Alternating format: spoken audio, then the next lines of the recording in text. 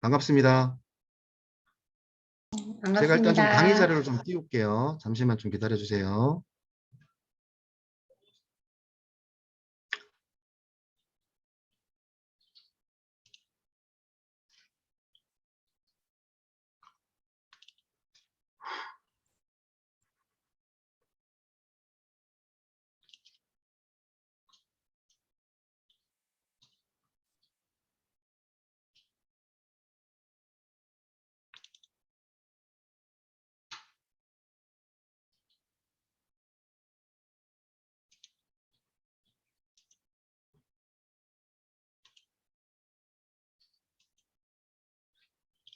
화면들 잘 보이십니까?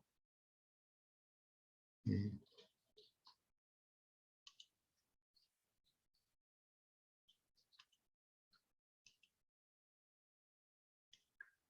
자, 저는 오늘 이제 강의를 맡게 된 주식회사 F1 파트너스의 이철이라고 합니다. 반갑습니다. 예.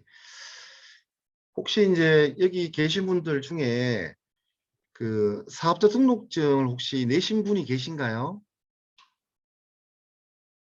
아, 내셨고, 네. 두 분.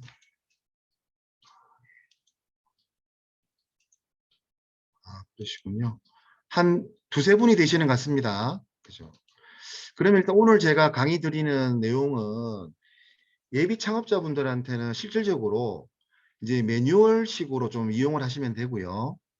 그 다음에 그 창업하신 분들한테는 창업한 이후에도 필요한 내용들이 상당히 들어가 있기 때문에 아마 이거를 공부하신다 생각하지 마시고 내가 앞으로 볼 수 있는 매뉴얼을 사전에 한번 저하고 같이 리뷰하시는 시간으로 생각하시면 될 것 같아요. 일단 오늘 지금 강의는요. 어떤 식으로 진행이 되냐 하면 저희가 보통 사업자, 즉 국세청에 등록하는 사업자 이야기를 할 때 개인 사업자가 있고 법인 사업자가 있죠. 자, 그러면 개인 사업자보다 법인 사업자가 사업자 등록을 내는데 상당히 더 힘이 듭니다. 그래서 제가 지금 강의하는 순서 방식은 법인 사업자를 중심으로 이야기를 하다가 개인 사업자 분들 등록을 할 때에도 필요한 내용들을 이제 풀어내는 방식으로 그렇게 강의를 진행할 겁니다.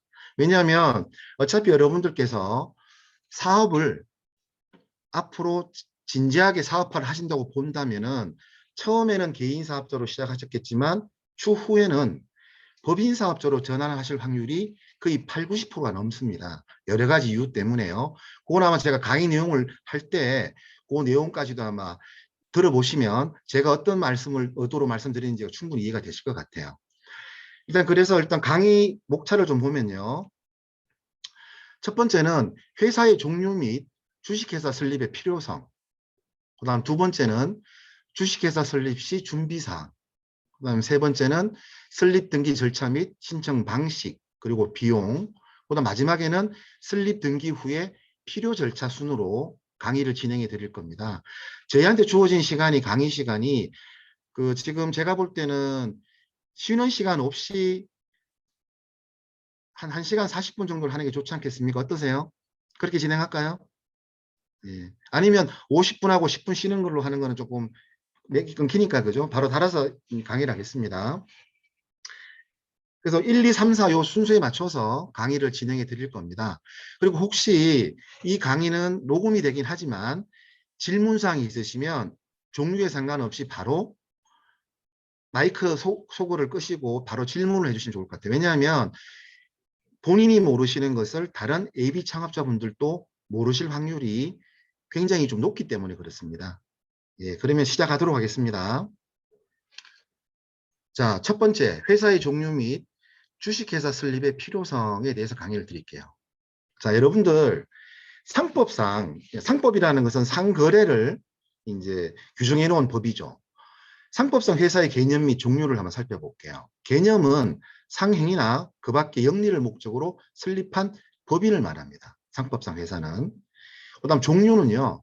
주식회사, 유한회사, 유한책임회사, 합병회사, 합자회사 이게 5개 정도로 분류가 되는데 아마 여러분들께서 그 들어보셨겠지만 온라인 법인 설립 시스템이라는 게 있어요.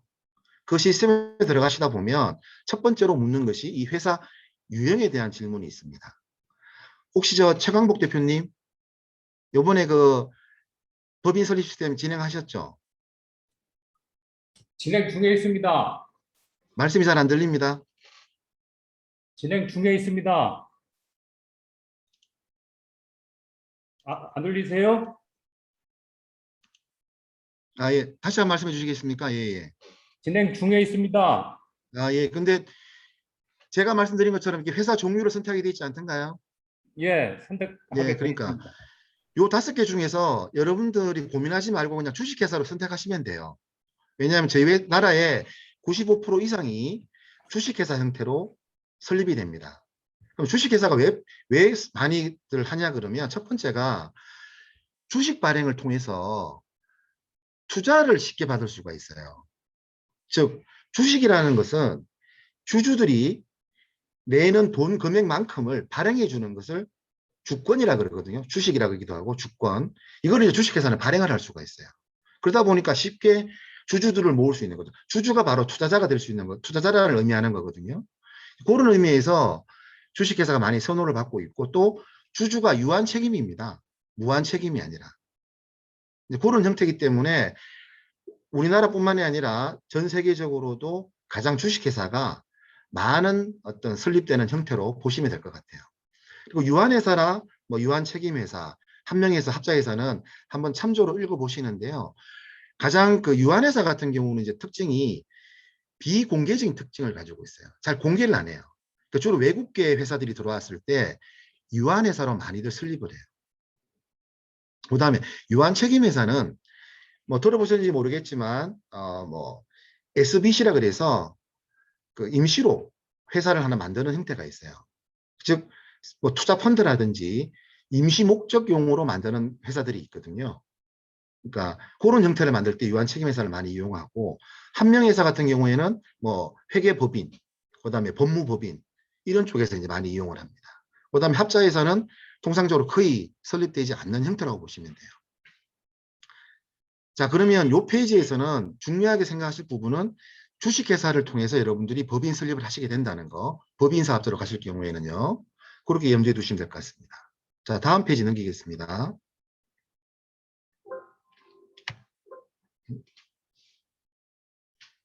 잠시만요. 페이지가 넘어가지 않아서.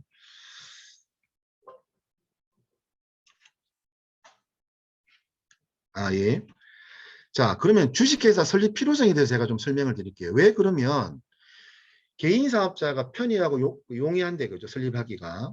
왜 법인 사업자로 가느냐? 이 부분을 크게 두 가지 측면으로 제가 살펴봤어요. 일단은 회계 세무적인 측면이 있고요. 두 번째는 사업 운영 측면이 있습니다. 우선 회계 세무적인 측면에서 한번 살펴볼게요. 자, 회계 세무적인 측면에서 보면 여러분들 주변에서 아마 그런 이야기 많이 들으셨을 거예요.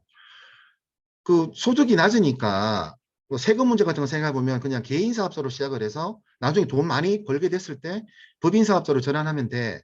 라는 얘기들을 종종 하시는 분들이 계세요. 근데 그거 굉장히 잘못된 선입견들입니다. 실제적으로 개인 사업자 같은 경우에는요. 종합소득 세고세율이 45%예요.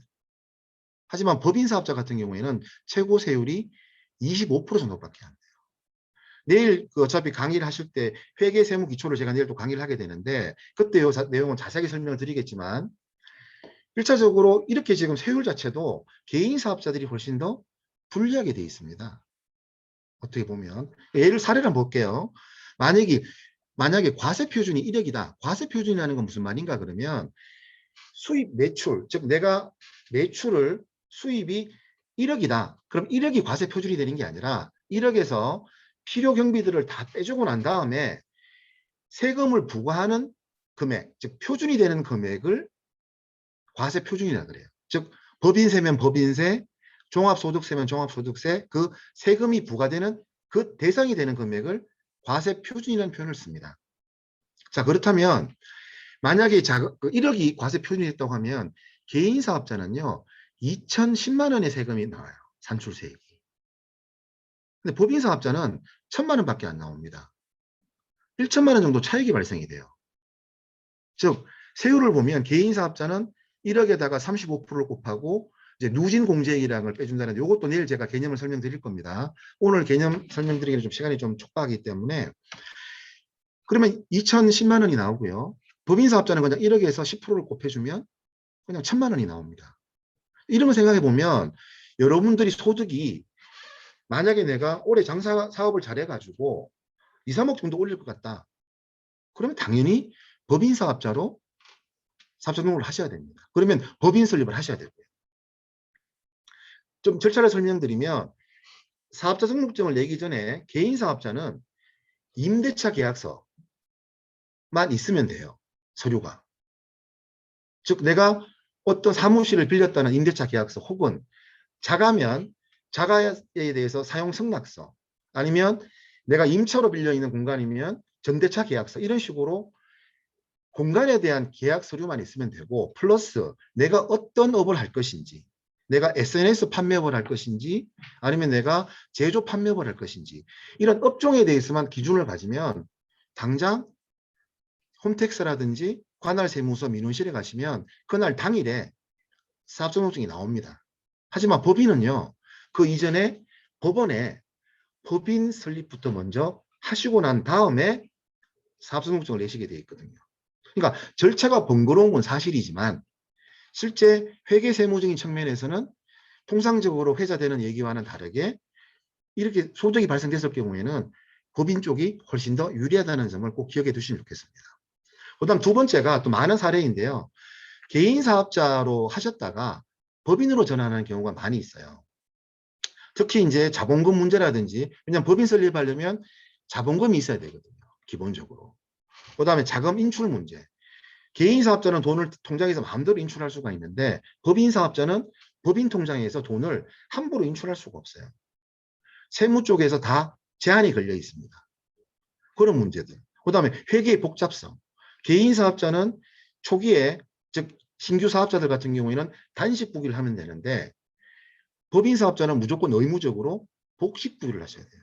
자, 단식부기와 복식부기도 내일 제가 자세히 설명드릴 겁니다. 즉 단식부기보다는 복식부기가 어려운데 어렵지만은 굉장히 효율적인 방법이라고 생각하시면 돼요. 즉 자전거 타는 게 단식부기라면 복식부기는 자동차 타는 거라고 생각하시면 돼요. 그만큼 이제 면허증의 수준도 틀리고 단식부기는 면허증이 별도로 필요 없다는 거죠. 하지만 복식부기를 하려고 그러면 반드시 관련된 라이센스를 가진 사람들이 해야 되는 일 중에 하나라는 거죠. 그렇게 생각하시면 되는데 여하튼 현실적으로 보면 개인 사업자로 시작을 하셔서 어느 정도 이제 살림살이가 불어나다 보면 야 이제 내가 법인 사업자로 전환을 해야 되겠다라는 판단을 하실 수가 있어요. 그때 방식이 두 가지가 있어요. 사업 포괄 양수도 방식이 있고요. 두 번째는 신규 법인 설립 방식이 있어요. 아시겠죠? 자, 그러면 사업 포괄 양수라는 말은 그 의미에 담겨 있겠죠. 사업을 포괄적으로 양도하고 양수한다는 겁니다. 즉, 개인 사업자가 가지고 있던 사업을 포괄적으로 개인 사업자는 양도를 하는 거고 파는 거고 법인 사업자는 법인을 만들어 놓고 새로 양수 즉 산다는 의미인 거죠. 근데 그거를 한 번에 일괄적으로 계약을 통해 가지고 한 큐에 넘겨버린다는 거죠. 즉 기존 사업 승계를 할 때입니다. 그리고 세무 쪽에서는 독특하게 내가 똑같은 개인 사업자이고 똑같은 사람이 법인 사업자를 만들 때 이 또한 거래로 봐요. 그 모든 거래에는 부가세가 발생이 되거든요. 그러면 사업 포괄 양수 계약을 안 하게 되면 그 거래 금액만큼 10%의 부가세를 부담하게 돼 있어요. 근데 사업 포괄 양수 계약을 하게 되면 부가세가 면제당해요. 근데 여러분들께서 하나 유념하실 부분은 이거를 사업자 본인이 하실 수는 없어요. 이건 반드시 세무사나 회계사를 통해서 이 작업을 하셔야 됩니다. 그다음 두 번째는 신규 법인 설립인데요. 기존 사업 승계를 나는 아예 버리겠다. 즉 개인 사업자는 폐업을 하고 법인 사업자를 서로 만들어가지고 새로 하겠다. 이런 경우 어떤 경우냐 그러면 여기 계신 분 중에 해당 사항이 있는지 모르겠지만 예전에 제가 개인 사업자로서 예를 들어서 통신 판매업을 하다가 사업이 잘 안 됐어요. 근데 요즘 막 정부 지원 사업들이 많잖아요. 그러면 창업의 기준이 있잖아요. 그죠? 우리 보면 아시겠지만 예비 창업 패키지 같은 경우나 초기 창업 패키지 같은 경우 사업에 넘어가실 때 보면 창업 기준이라는 게 있어요. 그러면 통상적으로 가장 크게 분류하는 게 개인 사업자에서 법인 사업자로 넘어갈 때 업종, 종목 코드가 틀리면은 신규 창업으로 봐요. 제 말 이해되시죠? 예를 들어서 개인 사업자일 때는 통신 판매업이었는데 법인 사업자로 갈 때는 제조 판매업으로 간다. 아니면 나는 정보통신기술 서비스업으로 가겠다. 이런 식으로 업종을 완전히 바꿔버리면 종목 코드가 달라져요. 그러면 이제 새로 이게 신규 창업이 될 수가 있거든요. 이런 경우에 이런 방식들을 많이 쓰시기도 하죠. 그건 참조적으로 알아두시면 될 것 같습니다. 자, 여기까지 혹시 질문 없으신 거죠? 예, 그럼 다음 페이지 넘기도록 네, 질문 하겠습니다. 있습니다. 아, 예. 그 사업화 포괄 양수하는 거는 그 세무사나 회계사를 통해서 한다는 게 그게 법적으로 그게 됐나요? 아니면 예, 뭐 하는 법적 방법이 사항으로 어려워서 개인이 하기 어렵습니다. 어려운. 어렵기도 하고 네. 사실은 이 소위 말 사업 포괄 양수라는 건요. 법으로 나와 있지는 않는 거죠. 하지만 문제가 그 법적으로는 이걸 규제할 수가 없죠. 본인이 알아서 그냥 부가세 면제받기 위해서 사업 포괄 양수 양식을 구글링 해가지고 받아서 할 수 있습니다. 할 수 있는데 문제는 순 자산을 계산을 해야 돼요. 즉 개인 사업자가 자산이 있고 부채가 있을 거 아닙니까? 그럼 자산에서 부채를 뺀 순자산을 계산을 해야 되는데 이 방식을 만약에 내가 회계 전공을 하고 그쪽에 조예가 깊으시다면 하실 수 있습니다. 그렇지만 현실적으로 그런 경우는 사실 좀 1%도 안 된다고 봐야 되겠죠. 예. 네, 알겠습니다. 답변 되셨습니까? 감사합니다. 네. 네.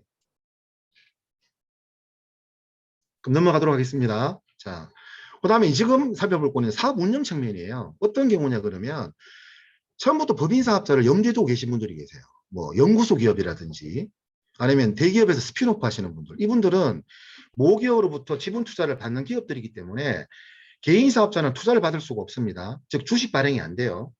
그러다 보니까 반드시 법인 사업자, 즉 주식회사로 설립을 해야만이 일정 주식을 팔고 그 돈을 자본금으로 납입받을 수가 있는 거죠.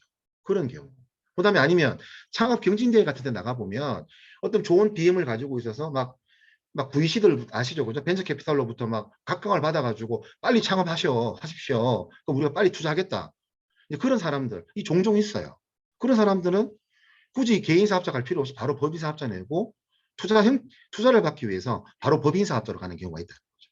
그럼 두 번째는요, 기업 신용도 측면이에요. 물론 이게 정량적으로 개인 사업자보다는 법인 사업자를 점수를 더 주는 제도는 없어요. 동일하게 대우를 하긴 하는데 저도 이제 많은 평가를 하고 다니지만 첫 번째 개인 사업자로 염두에 두시는 분들보다는 법인 사업자로 가시는 분들한테 정성적인 평가를 좀 더 주게 돼 있어요. 왜냐하면 법인 사업자를 하게 되면 이분들이 법인 설립부터 폐업까지가 굉장히 까다롭거든요. 그렇다 보니까 사업에 대한 또 어떻게 보면 진정성이나 이런 것들을 그냥 좀 선입견을 가지고 있는 경우가 많이 있다는 거죠. 특히 이거 뭐 기술적인 파트 쪽의 평가위원들 말고 경영, 뭐 이런 뭐 회계, 세무 이런 쪽에 계시는 분들은 특히 뭐 금융권에 계시는 분들은 굉장히 법인 사업자에 대한 좀 선호도가 업무 특성상 좀 높을 수밖에 없는 상황이에요. 그런 것들을 좀 알아두시면 좋을 것 같아요. 그리고 여러분들께서 사업하시다 보면 정부 지원 사업 중에서 예비 창업 패키지나 초기 창업 패키지, 뭐 창업 도약 패키지, 글로벌 협업 프로그램 등등 수많은 이제 비대면 사업, 상당히 이제 창업 지원 사업들을 많이 봤잖아요. 그런 사업들은 여러분들께서 그 돈을 상환하실 필요가 없어요. 하지만 제가 단언컨대 정부 지원 사업 돈만으로 사업하실 수가 없어요. 자기 자금이 필요하고요. 그 다음에 나아가서는 중소기업진흥공단, 기술보전기금, 신용보전기금 같은 대출 보증을 해주거나 직접 대출을 해주는 정부기관을 활용하실 확률이 굉장히 높아요. 왜냐하면 우리가 BM을 만드는데 예비창업 패키지 돈 그 예산으로는 우리가 원하는 MVP, 시제품을 만들기는 턱없이 부족한 게 현실이거든요. 그러다 보니 초기 창업 패키지로 넘어가요. 그럼 초기 창업 패키지 돈을 받아서 조금 더 고도화시킬 수는 있는데 막상 고도화하려고 하면 또 마케팅 비용, 직원 채용 비용, 수없이 계속 비용들은 늘어날 수밖에 없는 구조인 거죠. 그랬을 때 우리가 원할 때 민간 투자를 딱 받으면 좋은데 그렇지 못할 경우에 그러면 그 죽음의 계곡을 어떻게 넘길 것이냐. 그때는 어쩔 수 없이 정부에서 운영하고 있는 중소기업진흥공단이라든지 기술보전기금, 신용보증인 같은 프로그램을 탈 수밖에 없는 거죠. 그때 이제 여러분 신청하시다 보면 거기에는 확실하게 개인 사업자보다는 법인 사업자에 대해서 크레딧 라인이라 그러죠. 즉 대출 한도가 훨씬 높아요. 심지어 신용보증金같은 경우에는 법인 사업자들 같은 경우에 아이템만 좋으면 크레딧 라인이 뭐 퍼스트 펭귄 프로그램 또는 2030 프로그램 같은 걸 타게 되면 한도가 10억에서 20억까지 나와요. 굉장히 괜찮은 거죠. 특히 그리고 법인 사업자는 제가 아까 말씀드렸겠지만 밑에 보시면 창업자 리스크 측면에서 같이 연결되는 이야기인데 개인 사업자는 대출을 일으키잖아요. 만약에 보증을 받거나 다 창업자 본인이 채무예요. 그렇지만 법인은 법인이라는 새로운 인격체가 생기기 때문에 채무자가 창업자 본인이 아니라 그 회사 법인이 된다는 거죠. 즉 만약에 제가 지금 운영하고 있는 회사 F1 파트너스가 대출을 일으키면 F1 파트너스가 채무자예요. 그럼 대표인 전 이철이라는 사람은 채무자가 아니라는 거죠. 예전에는 제가 다 연대보증을 썼었어야 돼요. 근데 그게 4, 5년 전부터 대표자 연대보증 제도를 없앴어요. 물론 그런 거를 상정할 필요는 없겠지만 만약에 사업이 잘못됐을 경우에는 법인이 채무를 상환해야 되는 건 분명하고요. 그렇지만 대표자도 채무자는 아니지만 신용상의 불이익은 당연히 오겠죠. 하지만 채무자는 아닙니다. 그런 면에서도 사실 세 번째 창업자 리스크 관리 측면에서도 법인 사업자들이 개인 사업자보다 유리한 측면이 있다는 점을 염두에 두시면 좋을 것 같아요. 여기까지 질문사항 있으십니까? 다음 페이지 넘겨도 될까요? 자, 여기서부터가 이제 저희가 네, 말씀하십시오. 예. 혹시 법인이 폐업을 하게 되면 네. 그 채무에 대한 책임은 결국 대표한테 가지 않나요? 좀 객관적으로 말씀을 드리면요. 네네. 그러니까 이렇게 생각하시면 돼요. 만약에 그 상거래가 발생이 됐어요. 예를 들어서 우리 이건호 대표님 맞으십니까? 예, 맞습니다. 예, 그러면 상거래가 발생이 됐어요. 그래서 외상 매입금이 생겼어요. 내가 5천만 원을 못 갚게 됐어요. 근데 대표님께서 그 사람하고 거래를 했는 동안에 내가 선의를 가지고 채무를 못 갚고 밖에 안 됐잖아요. 그죠? 그러면 네네. 법인이 그 채무를 다 승계하고 회사가 폐업을 하게 되는 거예요. 하지만 대표님께서 인간적으로 도저히 내가 내몰라를 할 수 없다 그래서 뭔가 직업 각서를 써주신다든지 공정을 써주시게 되면 그 채무가 대표님께 이 되는 거죠. 사실 그거는 워낙 경우의 수가 많기 때문에 어떻게 보면은 대표자님들의 성향에 따라 틀릴 수가 있는 거죠. 하지만 금융거래에 있어서는 앞으로 금융거래를 많이 하시다 보면 느끼시겠지만 모든 것은 법인이 채무자로 되고 대표자는 연대 책임자가 아닙니다. 연대 보증인이 아니에요. 법적으로 막아놨어요. 네네. 그리고 하나 팁은요. 개인 사업자는 폐업을 하게 되면 그 사업자가 사라져요. 예를 들어서 내가 에이스라고 하는 개인 사업자를 냈는데 다시 에이스를 쓰고 싶다. 못 씁니다. 그래서 이근우님께서 에이스라는 회사를 만든 개인 사업자로 냈다가 에이스라는 이름을 다시 쓰고 싶다. 못 쓰십니다. 하지만 법인 같은 경우에는 법인 등기하고 사업자등록증은 틀려요. 성격이. 그래서 사업자등록증은 폐업을 하시더라도 법인 등기는 그대로 살아있어요. 어떤 분들은 사업자등록증을 폐업을 하고 법인 등기를 살려놨다가 다시 이 법인을 기준으로 해서 사업자등록증을 내시는 분들도 계세요. 그러니까 정말 최악의 채무를 갖고 있는 상황이 아니라면 일시적으로 내가 사업 업종 변경을 해야 되겠다. 내지는 여러 가지 다양한 어떤 비즈니스를 해야 되겠다 싶을 때는 법인 등기를 말소를, 그러니까 그 청산이라 그러거든요. 청산하지 마시고 사업자등록증만 폐업을 하시고 새롭게 사업자등록증을 내시면 돼요. 이 법인 등기를 가지고. 그건 참고로 하나 알아두십시오. 예. 감사합니다. 됐습니까? 네. 네. 자, 그럼 다시 말씀드린 대로 다음 페이지 넘기면요. 자, 설립지 준비사항인데요. 이거는 이제 상호 결정, 본점 소재지, 자본금 결정, 사업 목적 결정, 임원 관련 사항 이런 것들인데요. 요거는 제가 실무적으로 원칙과 실무적으로 필요한 내용들을 담아놨기 때문에 법인 설립하실 때 요 매뉴얼에 따라서 하시면 크게 큰 어떤 문제 없이 진행이 되실 겁니다. 자, 법인 처음에 하실 때 제일 고민되는 게 상호 결정이시죠. 그죠? 근데 법인 같은 경우에는요. 관할 지역 내에 예를 들어서 우리가 세종시에서 낸다 그러면 세종시 내에서는 같은 상호로서는 법인 설립할 수가 없어요. 그게 이제 대법원 인터넷 등기소에 들어가 보시면 지역하고 상호를 치면 중복되는지 아닌지 다 검색이 돼요. 그리고 한글 상호가 필수사항이고요. 영어는 옵션입니다. 저도 주식회사 F1 파트너스라는 것을 한글상으로 넣고 필수적으로 넣고 그다음에 영어로 F1 영어로 파트너스를 넣었어요. 그다음에 INC 이런 식으로. 이거는 이제 등기소 들어가 보시면 되는데요. 이건 뭐 너무나 회원 가입만 하시면 되니까 쉽게 접근하실 수 있을 겁니다. 자, 다음 페이지 넘기겠습니다. 자, 본점 소재지입니다. 이게 많이 그 창업자분들이 헷갈려 하세요. 자세히 설명드릴게요. 법인 등기를 하실 때는요. 당장 내가 임시 주소로도 신청이 가능해요. 꼭 반드시 임대차 계약서가 있을 필요가 없어요.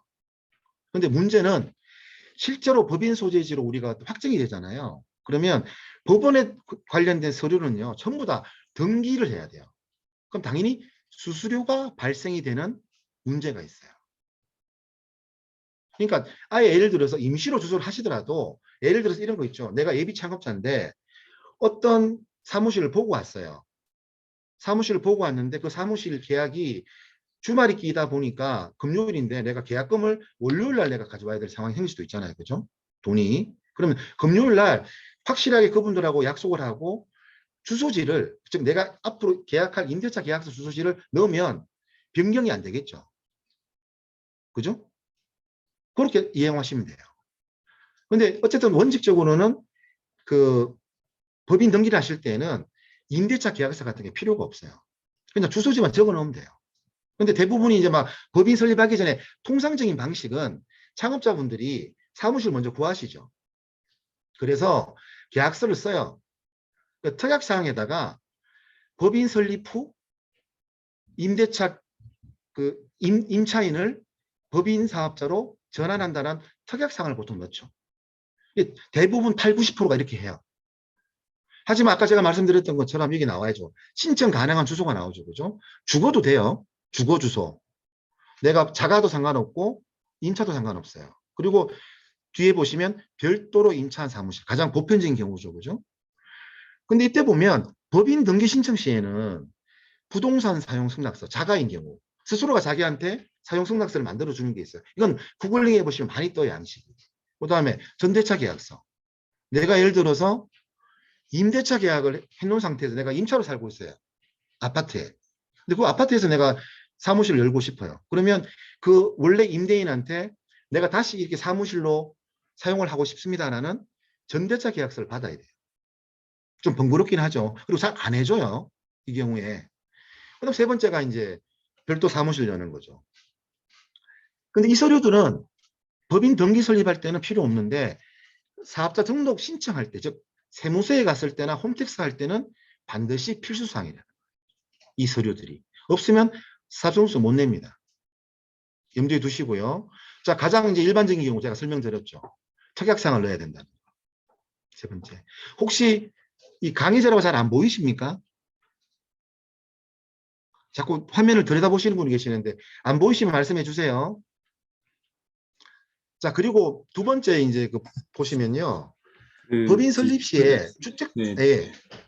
그 지금 말씀해 디스플레이 주십시오. 설정을 네. 다르게 하면 더 잘 보일 수 있을 것 같아요. 아, 잠깐만요. 그러면 그 왼쪽 위에 보시면은 디스플레이 설정이 있는데요. 아, 네네. 아, 그럼 슬라이드 쇼 복제라고 할까요, 그냥? 네. 아, 더 잘 보이시나요, 이제? 바꿨는데, 그 제가 지금 네, 더 잘 보입니다. 이제 더 잘 보니까 됐습니다. 다행입니다. 네네, 아유, 고맙습니다. 도와주셔서. 강사님 얼굴이 잘 안 네. 보입니다. 아, 제가 지금 여기, 죄송해요. 제가 얼굴을 너무 딱딱하게 향해서 죄송해요. 죄송한데, 일단 좀 중요한 부분들을 하고 제가 나중에 얼굴이 잘 나오도록 하겠습니다. 자, 법인 설립 시에 주택도 괜찮아요. 괜찮은데, 문제는 사업자 등록을 하실 때는요. 내가 만약에 법인 설립을 하실 때 사업 목적상 뭐 제조업이나 창고업, 건설업, 학원업, 음식점업 이런 것들은 주택으로 하면 어떻게 되겠습니까? 사업 안 하겠다는 얘기죠. 아니 집에 창고를 어떻게 쓰겠어요? 즉 상식을 벗어나는 그런 업종이 되는 거죠. 이런 경우에는 자가가 안 됩니다. 주택이 안 됩니다. 이해되셨죠? 그러니까 여기 계시는 분들 중에서 제가 알기로는 BM상 여기 해당되시는 분들 중에서 제조업이 있으신 분들이 계실 것 같은데요. 제조업 같은 경우에는 공장 도면 같은 걸 요구하시는 데가 있어요.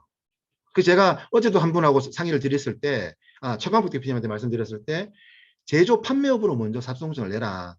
왜냐하면 지금 당장 예비 창업자분들이 공장 설립하고 공장에서 직접 자가 제품을 생산하기는 좀 현실적으로 힘드시잖아요. 물론 뭐 부모님 공장을 내가 받아서 한다면 모르겠지만, 여하튼 부모님 공장도 부모님 공장이지 자가 공장이 아니거든요.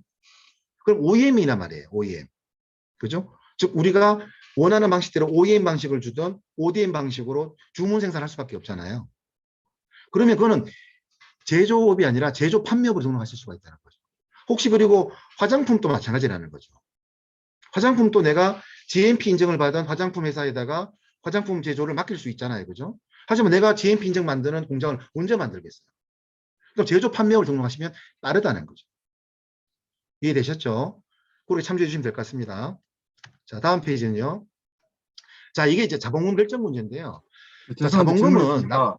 네, 질문하십시오. 제조업에 있어 가지고 네, 그러니까 제조업의 사업자 등록을 낼 때 기본이 공장 대지나 뭐 그런 요구하는 걸로 알고 있는데, 네, 그런데 그 제조업이라도 설계로 이제 전문적으로 하는 그런 기업 같은 경우에는 뭐 네. 사무실만 있어도 가능한 걸로 알고 있거든요. 그러니까 뭐 예를 들어서 그럴 수 생산을 있죠. 외주로 생산하는 외주 업체로 생산하고, 네, 그러니까 네. 설계가 자체적으로 이제 설계 가능한 업체, 그러니까 그런 사업을 생각하고 있는 경우에는 굳이 네, 공장 그런 경우에도 없어도 사무실에서 네, 네. 사업자 등록증으로 나오는 걸 알고 있는데 거기는 어떻게 되는 건가요? 그러니까 이제 그 부분에 대해서 사실은 조금, 저도 사실은 업종에 대해서 제가 이제 그 사업등록증을 직접 이제 발급해주는 주체는 아니기 때문에, 근데 하나 확실한 건 그 세무 담당 민원인에 따라서 상당히 좀 여러 가지 상황이 틀려질 수가 있습니다. 지금 우리 대표님께서 말씀하신 것처럼 나는 설계 위주의 제조업이기 때문에 그냥 주문 생산 방식으로 외주 준다라는 이야기를 통해 가지고 그게 스무스하게 넘어가시는 경우도 있을 수가 있고요. 그럼에도 불구하고 뭘 제조하느냐. 예를 들어서 우리가 뭐 볼트를 만드는데 나는 설계만 담당한다. 그러면 그게 과연 제조업이냐? 라는 식으로 질문이 좀 확장될 수도 있겠죠. 근데 그게 제가 단언을 못 드리는 이유는 제가 뭐 100%다 알지 못하는 이유도 있지만 그런 좀 예매한 경우에는 그 즉 주무관들, 즉 국세청 주무관들의 재량권에 많이 좀 의존을 해요. 실제로 저희들도 그 사전녹증을 많이 같이 이제 저희가 관리한 업체가 있어서 같이 가보면 어떤 데에는 뭐 1시간 만에 딱 그런 거 안 보고 해주는 경우도 있는데 또 어떤 데에는 공장 도면 가져오세요. 이게 왜 제조업입니까? 뭐 관련된 주무권청 인허가 사항은 없습니까? 등등등 소위 말해서 조금 굉장히 번거롭게 하시는 경우도 종종 있거든요. 어떻게 제가 숙연한 답변을 못 들었는데 그 지금 대표님께서 말씀하시는 업종이 정확하게 어떤지를 저한테 좀 별도로 질문을 주시면 그거는 제가 별도로 한번 저희들이 확인을 해봐야 될 것 같아요. 네, 알겠습니다.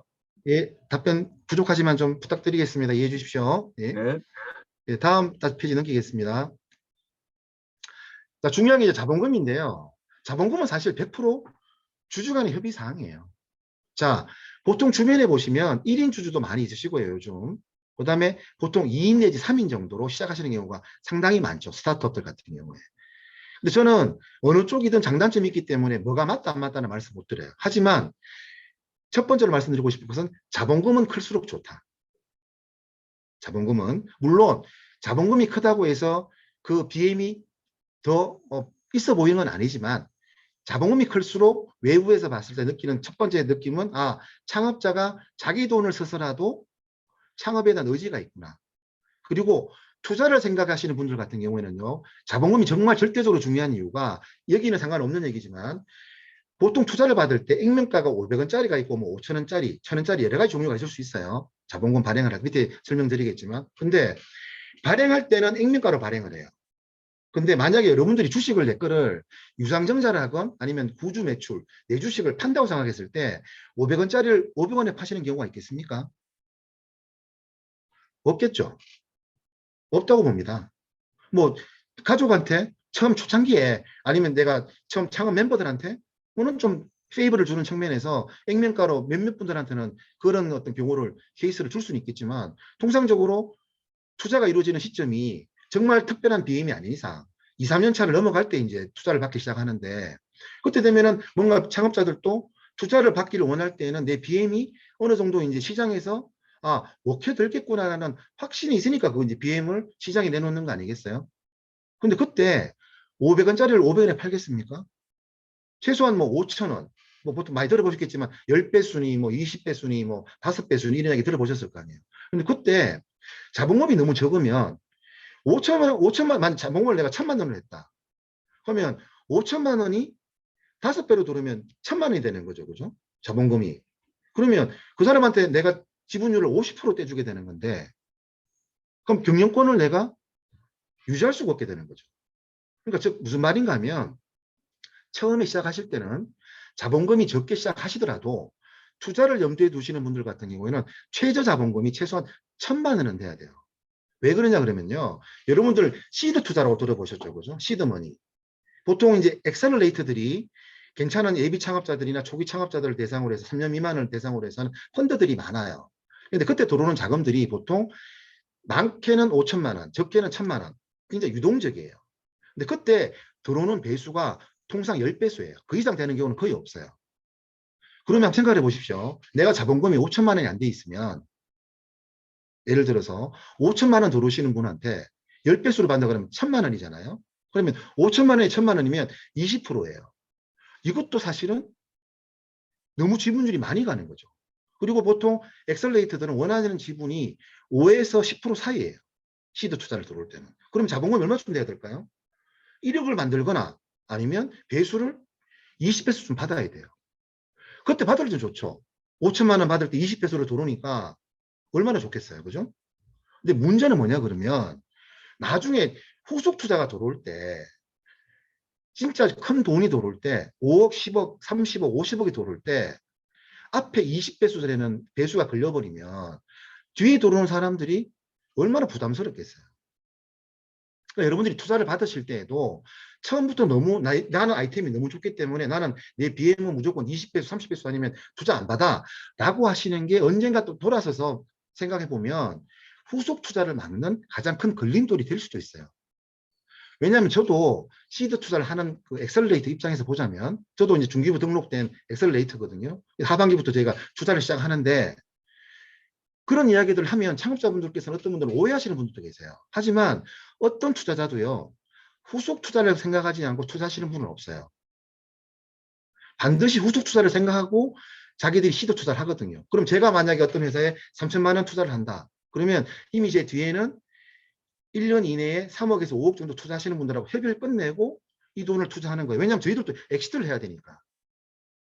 그런 걸 감안하셔서 중요한 것은 내가 자본금이 크면 클수록 배수를 높일 수 있는 여지는 생기지만 내 자본금이 작은 상태에서는 20배수, 30배수 간다고 해서 초창기 그 당시에는 좋지만 갈수록 내가 자기 자본금을 늘려야 되는 부담은 점점 커진다.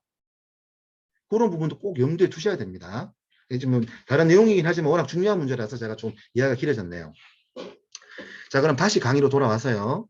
자, 자본금은 납입 방식이 현물 출자가 있고 현금 출자가 있습니다. 통상적으로 대부분 현금 출자죠. 하지만 뭐 예비 창업자분들 중에서 지적재산권이 있다. 그러면 그걸 가치평가를 받아서 하는데 가치평가도 그냥 받는 가치평가가 아니고요. 현물 투자용 가치평가가 있어요. 이런 것들은 뭐 기술보전기금이나 일반 특허분리사무소에서 받을 수가 없고요. 감정평가사를 통해서 받아야 되는 게 있어요. 그래서 좀 금액이 비싸요. 그 다음에 부동산 감정평가사가 평가해가지고 얼마치를 평가해주면 그 평가서를 가지고 자본금 납입이 돼요. 근데 이 두 가지는 실제 절차가 너무 복잡해서 보내드리고 싶지는 않습니다. 그래서 현금으로 가시는 건 좋아요. 가시는 게 좋아요. 그리고 최저자본금 제도가 사라져가지고요. 최소 100원으로도 가능해요. 왜 100원으로 가냐 그러면 상법상 자본금을 100원으로 말해놓지는 않았어요. 한도는 없는데 문제는 뭐냐 그러면 밑에 보시면요. 죄송합니다. 발행 그 주식 액면가액이라는 거죠. 2번에 그죠? 액면가액 보면 발행하는 주식 표면에 기재된 금액으로 상법상 100원 이상이라고 되어 있죠. 즉 주식에서는 100원짜리 한 주만 가지고 시작할 수 있어요. 그러니까 100원으로 설립할 수 있다는 얘기죠. 뭐 실감이 안 나시겠지만 사실입니다. 그래서 통상 근데 최소한 100만 원 이상으로 진행하는 식 관례. 왜냐하면 법원에서 등기하는 건 문제가 아닌데 사업성청 하다 보면 100원짜리 부빈 등기부등 내밀잖아요. 그러면 만약에 여기 계신 분들께서 만약 사전노동을 내주는 분들 같으면 과연 이게 실체가 있는 건가? 또 법인인데 100원으로 무슨 사업을 한다는 거지? 라는 의구심을 가질 수가 있어요. 그래서 아까 제가 말씀드렸던 것처럼 민원실에서 그 담당 주무관의 재량권에 의해서 자꾸 사전노동을 내는 데 있어서 확인을 자꾸 많이 하려게 되는 문제가 생길 수 있다는 거죠. 과연 이 사업이 100원으로 할 수 있는 사업인 건지. 그러면 통상적으로 흘러갈 일들이 굉장히 길어지게 되고 복잡해질 수 있는 리스크가 있어요. 근데 이거는 제 이야기가 아니라 실제적으로 민원 담당하시는 국세청 직원분들하고 제가 현실적으로 부닥쳐 보니까 이런 얘기를 해주시더라고요. 이건 하나의 여지가 있다는 문제이기 때문에 창업자분들께서 잘 판단하시면 될 것 같아요. 근데 밑에 별표는요. 토목건설, 운송, 시설관리, 물류창고 이런 인허가 업종이 있어요. 이런들은 최소 자본금 제한 요건이 존재를 해요. 자본금 5억 이상 이런 식으로 주무관청에서 인허가를 다 해주게 돼 있어요. 그러니까 본인이 하시는 업종이 여기에 해당되는지 안 되는지 확인하셔야 되고 단적인 예로 저희들 같은 중소벤처기업부에 등록된 엑셀레이터들도요. 최저 자본금이 1억이에요. 저도 제가 그냥 법인 설립한 게 아니라 최소 자본금 1억을 넣고 허가를 받고 그 허가증을 들고 사업자등록증을 내러 갔던 거죠. 참조하십시오. 그 다음 자본금은요. 발행 주식수 곱하기 액면가액입니다. 또 산정이 되면 이는 정관을 통해 확정되며 등기사항 전부 증명서, 좀 발음이 긴데 보통 법인 등기부 등본이라고 그러죠. 많이 들어보셨을 거예요. 법인 통기를 통해서 기재를 합니다. 자, 발행 주식수는요. 법인 설립 시 발행한 주식수예요. 자, 액면가액은요. 아까 말씀드린 것처럼 주식 표면에 기재된 금액이에요. 자, 액면가는 100원도 될 수 있고요. 200원도 될 수 있고요. 500원도 될 수 있고 1000원도 될 수 있고 5000원도 될 수 있어요. 이건 100% 주주 성향에 따라서 주식수를 하나 좀 많게 보이고 싶다. 그러면 뭐 100원으로 하셔도 되고요. 아니 나는 근데 통상적으로 관례가 500원, 5000원 단위로 많이 끊기니까 500원, 5000원 단위로 하겠다. 그건 주주들끼리 결정하시면 돼요. 사례 한번 볼게요. 만일 F1이라는 회사가 액면가에 5,000원짜리 발행 주식 2만 주로 설립하기로 했다면 자본금은 1억이 되는 거죠. 나는 죄송합니다. 오타입니다. 5,000원 곱하기 2만 주 하면 1억이 되는 거죠. 이해되셨죠?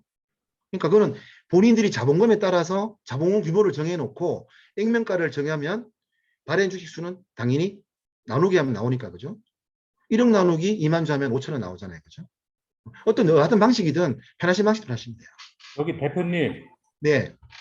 지금 여기 설명을 해주시면서 네. 그 나중에 이제 창업 진행하실 때 저도 이 얘기를 못 들어가지고 네. 다 저기 뭐 일괄 전자 등기까지 했다가 전자 서명까지 했다가 다시 들어가서 했는데요. 네. 지금 발행 주식하고 네. 총 발행 예정 주식하고 따로따로지 않습니까?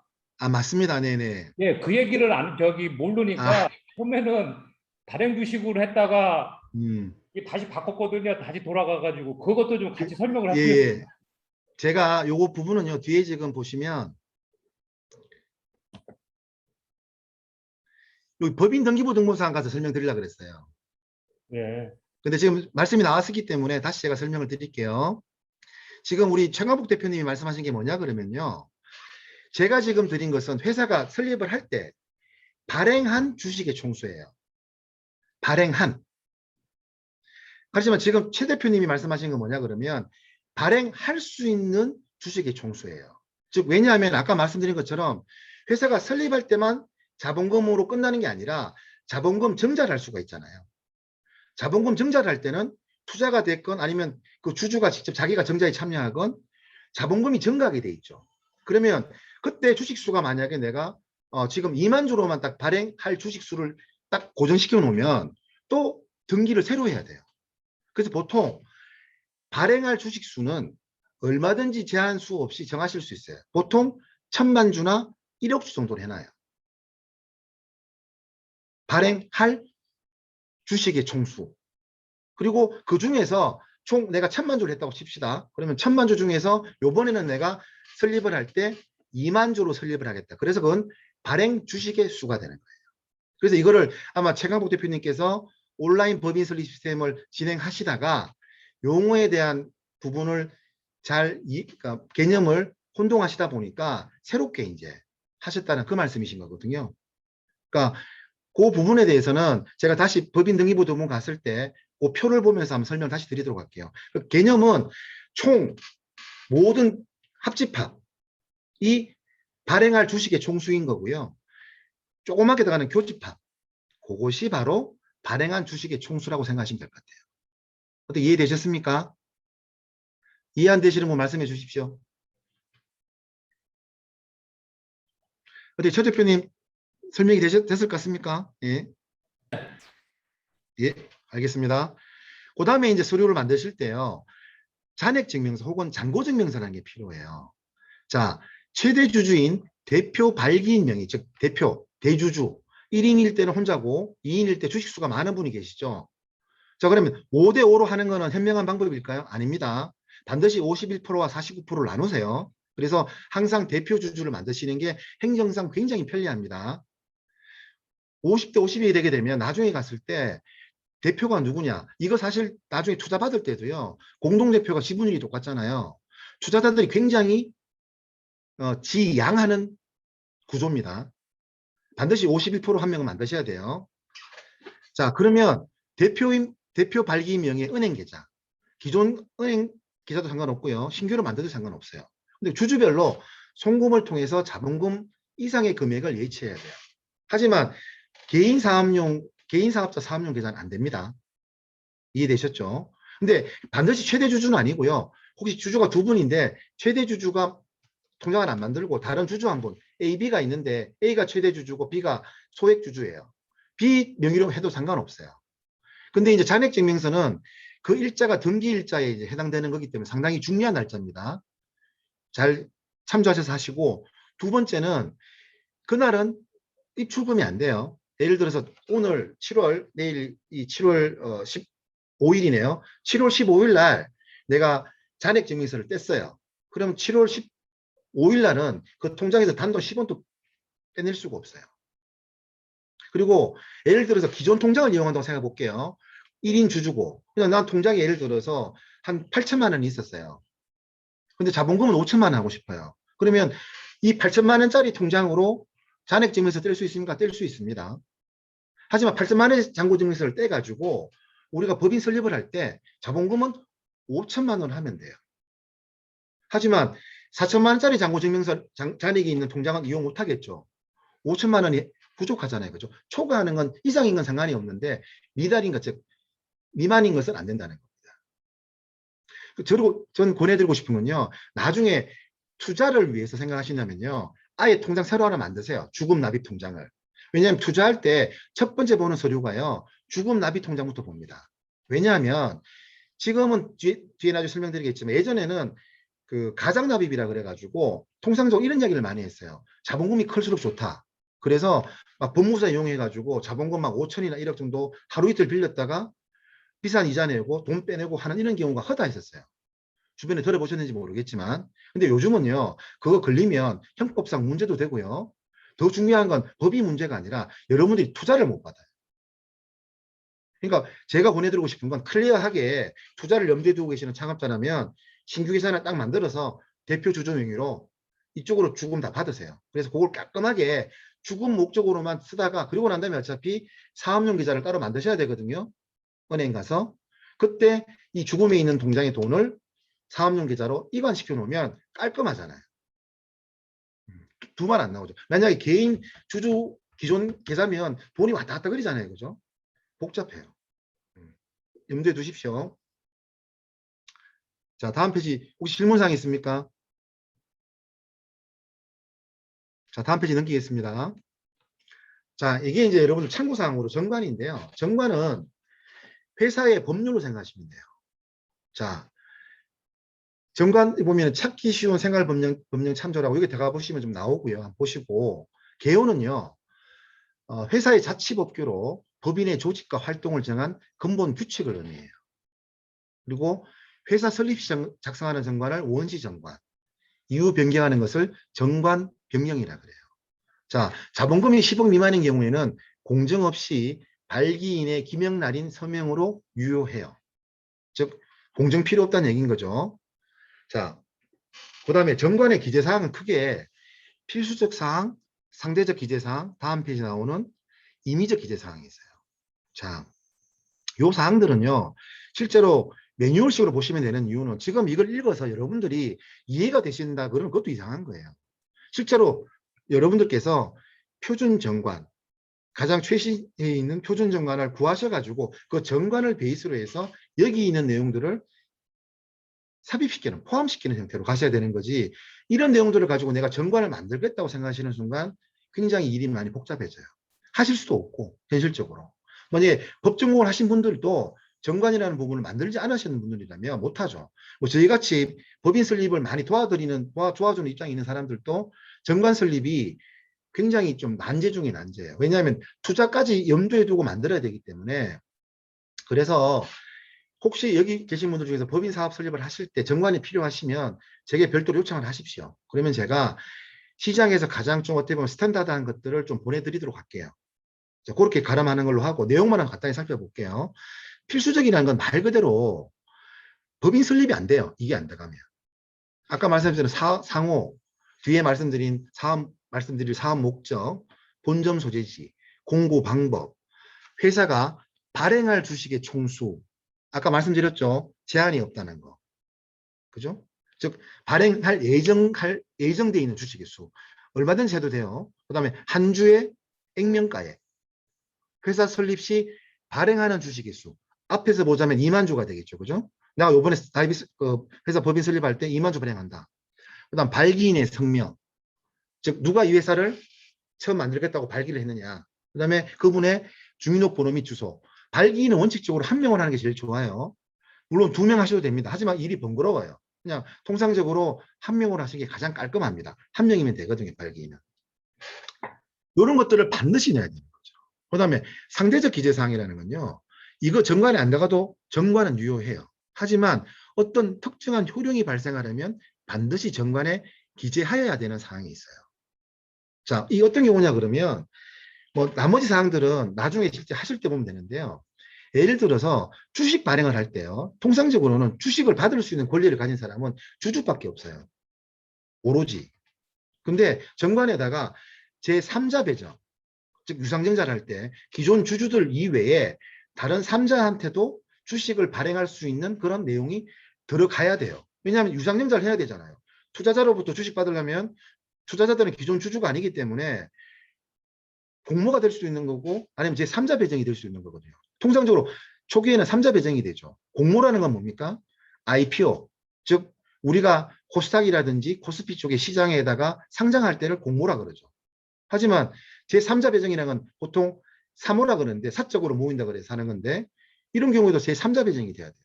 이런 조항들이 들어가야 된다는 겁니다. 네 번째 보시면 주주 외자에 대한 신주이수권. 신주이수권이라는 것은 새로운 주식을 살 수 있는 권리. 이런 것들이 들어가야 되고 상법상 규정이 되어 있는 거죠. 그 다음에 여러분들 투자 들으실 때 많이 들으셨겠지만 아마 투자 강의도 있었는지 모르겠지만 보통주가 있고 우선주가 있고 이렇게 보통 주식은 나눠지잖아요. 근데 보통 주권 중에서 요즘 투자 중에서 가장 각광받고 있는 그 투자 형태가 뭐냐 그러면 상환전환 우선 주식수라는 상환전환 우선주라는 게 있어요.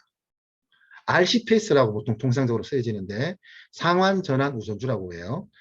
이 주식은 여기 보시면 주식 상환에 관한 뭐 종류 주식의 발행 이런 어떤 내용들이 들어가 있지 않으면 투자자들이 보통주로 투자하는 경우보다는 RCPS로 투자하는 경우가 훨씬 높아요. 90대, 95대 5% 정도 된다고. 보통주 들어가는 경우는 보통 투자자들이 난 이 주식 놓치면 안 돼. 어떤 걸 내가 감수하서라도 내가 이 주식을 사야 되겠어. 그러면 보통주 들어가요. VC들이, A씨들이나. 근데 통상적으로 95%는 50% 이상은 RCPS라는 걸로 들어가요. 왜냐하면 RCPS라는 상품은 투자 상품은 투자자의 권리를 많이 보호하는 상품이거든요. 투자 기업보다는.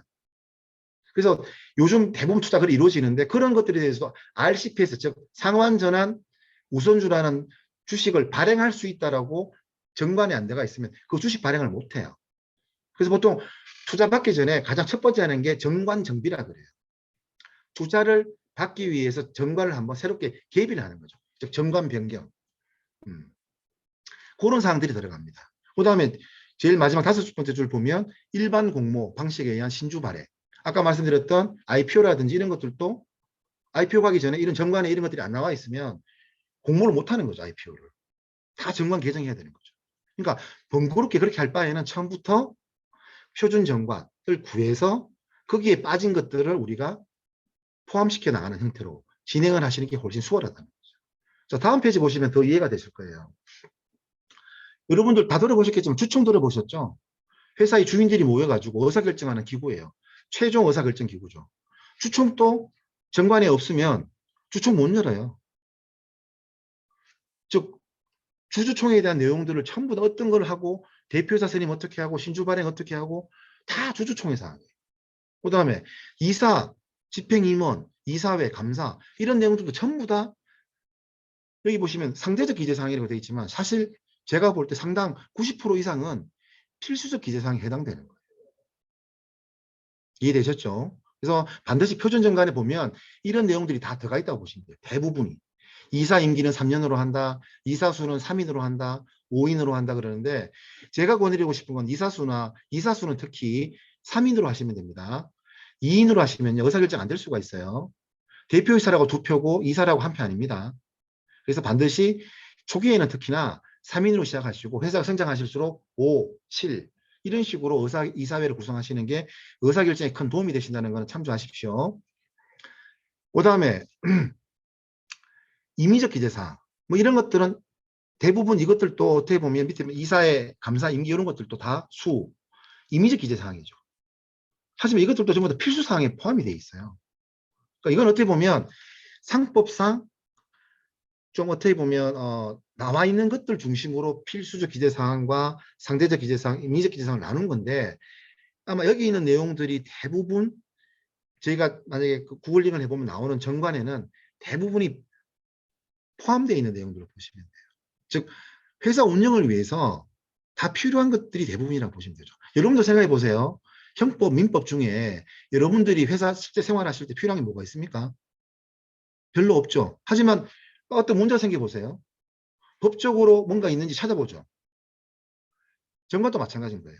모든 걸 가급적이면 다 담아 놓으시는 게 제일 좋겠죠. 그러다가 실제로 필요할 때 그 조항이 있으니까 우리가 그때부터 편하게 이용하시면 되는데 그게 없으면 상당히 곤란한 상황이 생길 수 있다는 거죠. 그때 됐어야 막 부랴부랴 준비를 해야 되는 번거로움도 있고 또 정관 변경을 하실 때 공짜가 안 되죠. 당연히 법원에 등기를 해야 되는 내용들이 있기 때문에 또 등기 수수료부터 시작해서 법무사를 이용하신다 그러면 법무사 비용도 들죠. 이런 경우에는 온라인 시스템으로 등록 안 돼요.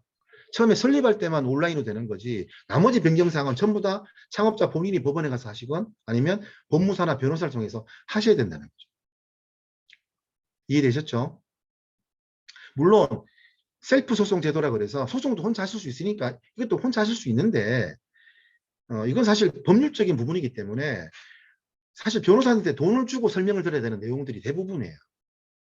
그러니까 어떤 전문가 멘토링을 받는다고 해서 그 멘토가 여기에 대해서 이건 이렇게 하십시오, 저건 저렇게 하십시오라고 감히 말을 할 수 있는 분야가 아니에요. 왜냐하면 그 창업자가 처해 있는 상황이 어떠한 상황이고 이러한 상황에서 이게 맞는 정관인지 아닌지를 멘토 정도 수준에서 알 수가 없는 것이 대부분입니다. 그럴 때는 반드시 법무사나 변호사를 통해서 특히 투자 계약서를 받아보시게 되면 정관하고 정확히 비교를 해보셔야 될 거 아니에요.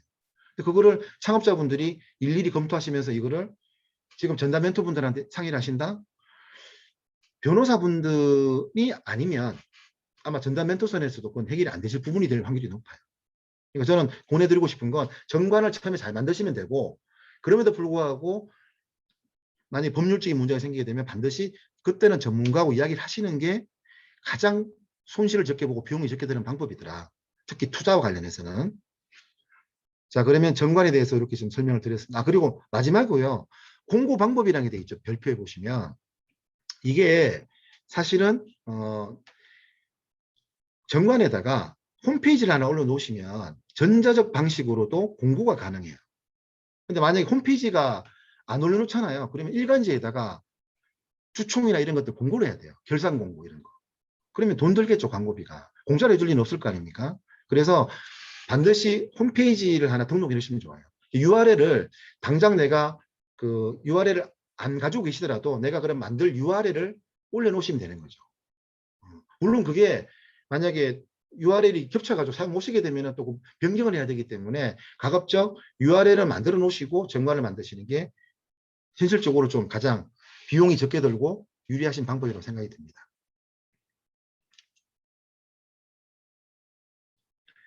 자, 다음 페이지. 잠깐만요.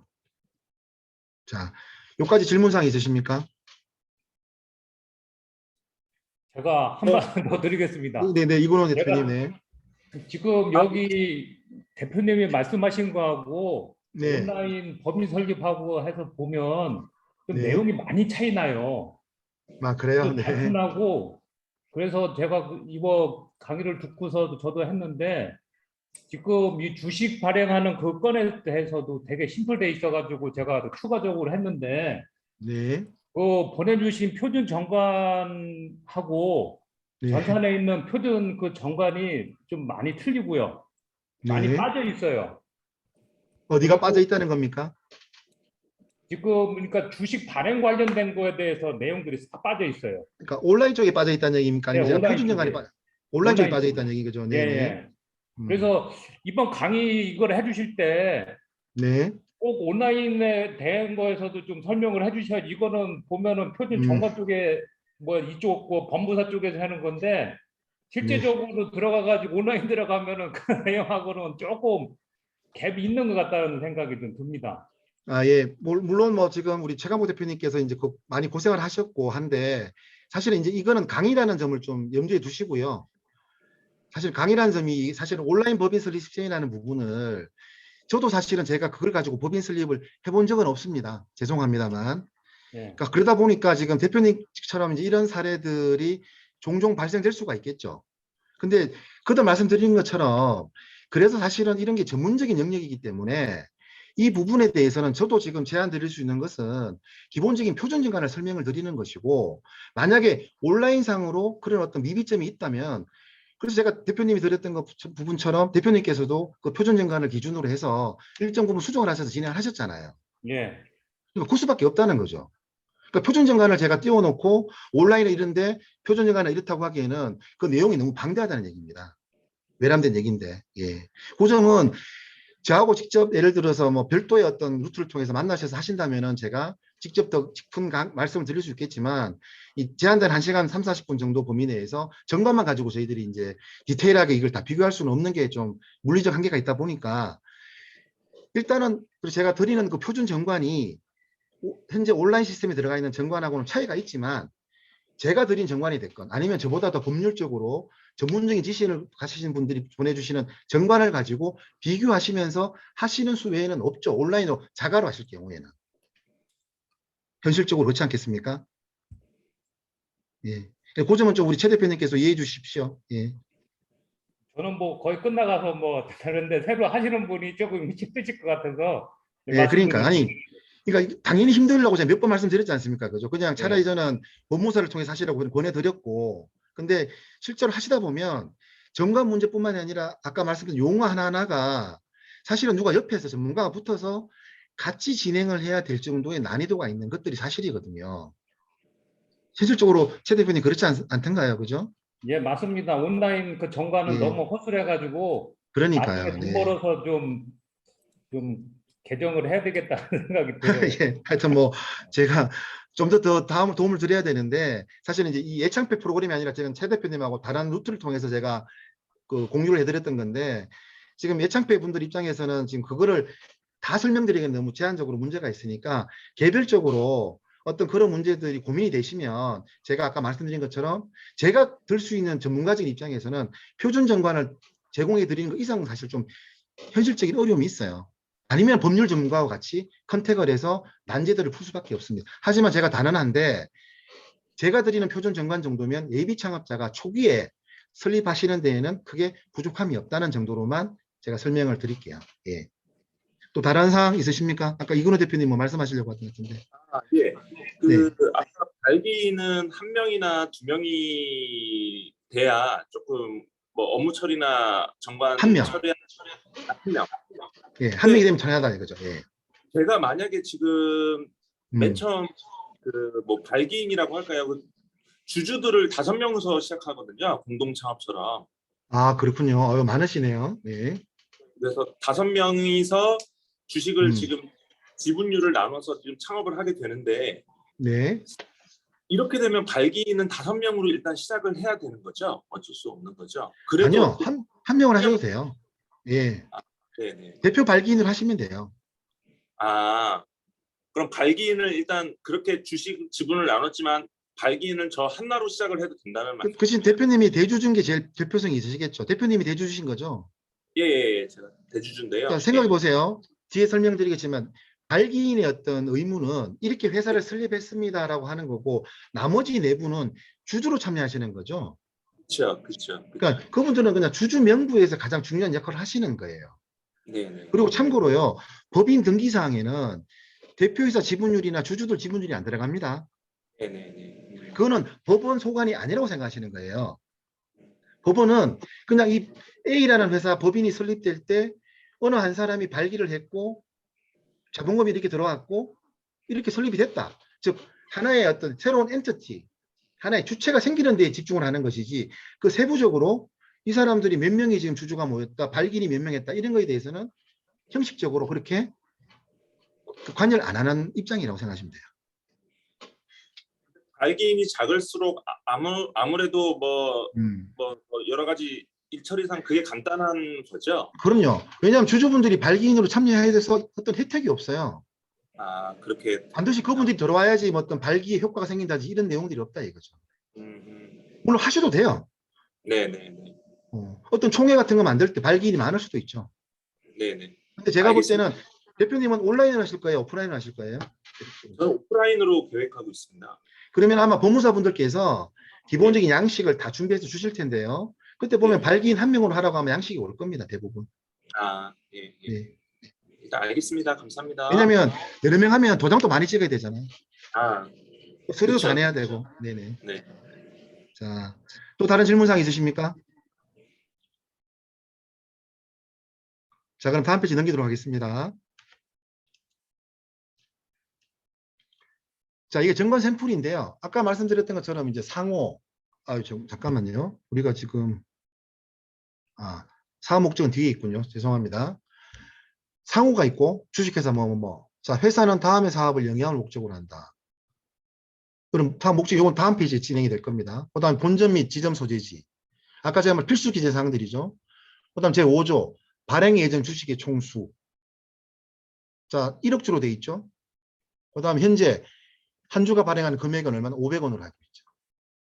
그 다음에 요번에 회사 설립 시에 발행하는 주식의 총수. 즉 요번에 설립할 때 몇만 주로 하느냐? 20만 주로 한다는 거죠. 주권 발행의 종류는 뭐 김영식 보통주로 하고 한 주권 이렇게 묶음으로 할 수도 있다는 거.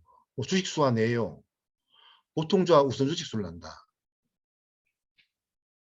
그 다음에 45조 마지막 페이지를 넣는 거죠. 이런 식으로 이제 발기인 목록, 발기인 누구 한 명 이렇게 돼 있죠. 이분은 이제 100%이기 때문에 뭐 본인이 혼자 하신 건데 여러 명 주주가 있더라도 발기인 이런 식으로 한 명이 들어간다는 거죠.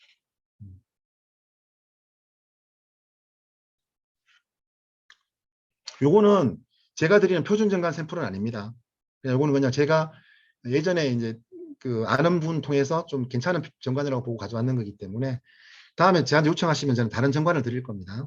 자, 사업 목적인데요. 이게 좀 가장 헷갈리시는 부분 중에 하나예요.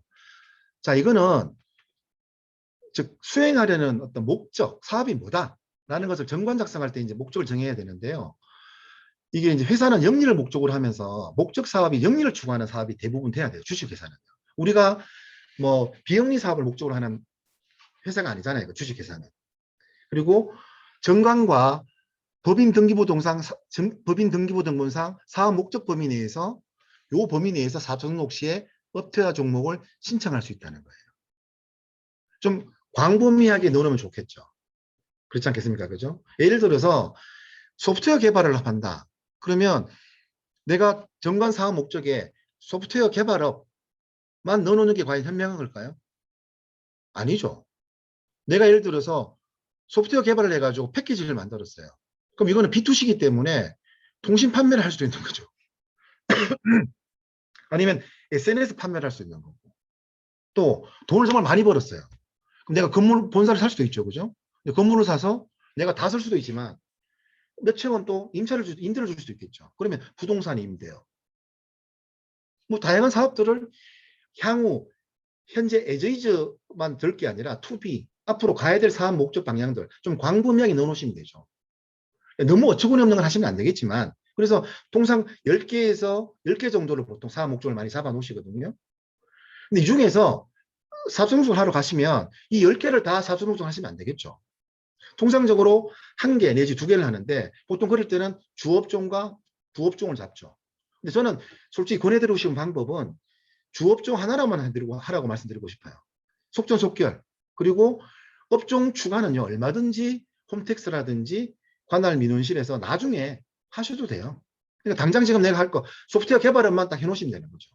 그리고 난 다음에 내가 패키지가 만들어져 가지고 이거를 이제 예를 들어서 뭐 사스 형태로 공급을 한다. 근데 그걸 나는 이제 라이센스 피 형태로 해가지고 각 뭐 개인별로 줬을 때 뭐 각 뭐 이제 B2B 형태긴 하겠지만 예를 들어서 사스 비용으로 월 구독료로 내가 10만 원씩 받겠다. 근데 그런 이제 SNS 판매업이나 이런 것들로 등록을 하면 되죠. 판매될 때. 굳이 이제 종목과 업태를 막 늘려가지고 힘들게 할 필요 없다는 얘기죠. 물론 선택은 창업자분들이 하시면 되는 건데 두 가지는 넘기지 마십시오. 주종목, 부종목을. 그 다음에 사업 목적을 정하는 방법은요. 뒷페이지에 나오겠지만 자, 이 부분은 뒷페이지 표를 보시면 더 좋을 것 같아요.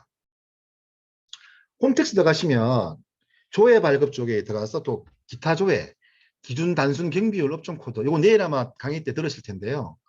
여기서 보시면 우측에 업종 코드라고 되어 있죠. 그죠? 그 다음에 표준 산업 분류 코드. 빨간 글씨 보이시죠? 점선 안에. 그죠? 이게 뭐냐 그러면 업종 코드는 관할 세무서에서 자기들이 세금을 부과하기 위해서 업종을 나누는 업종 코드예요.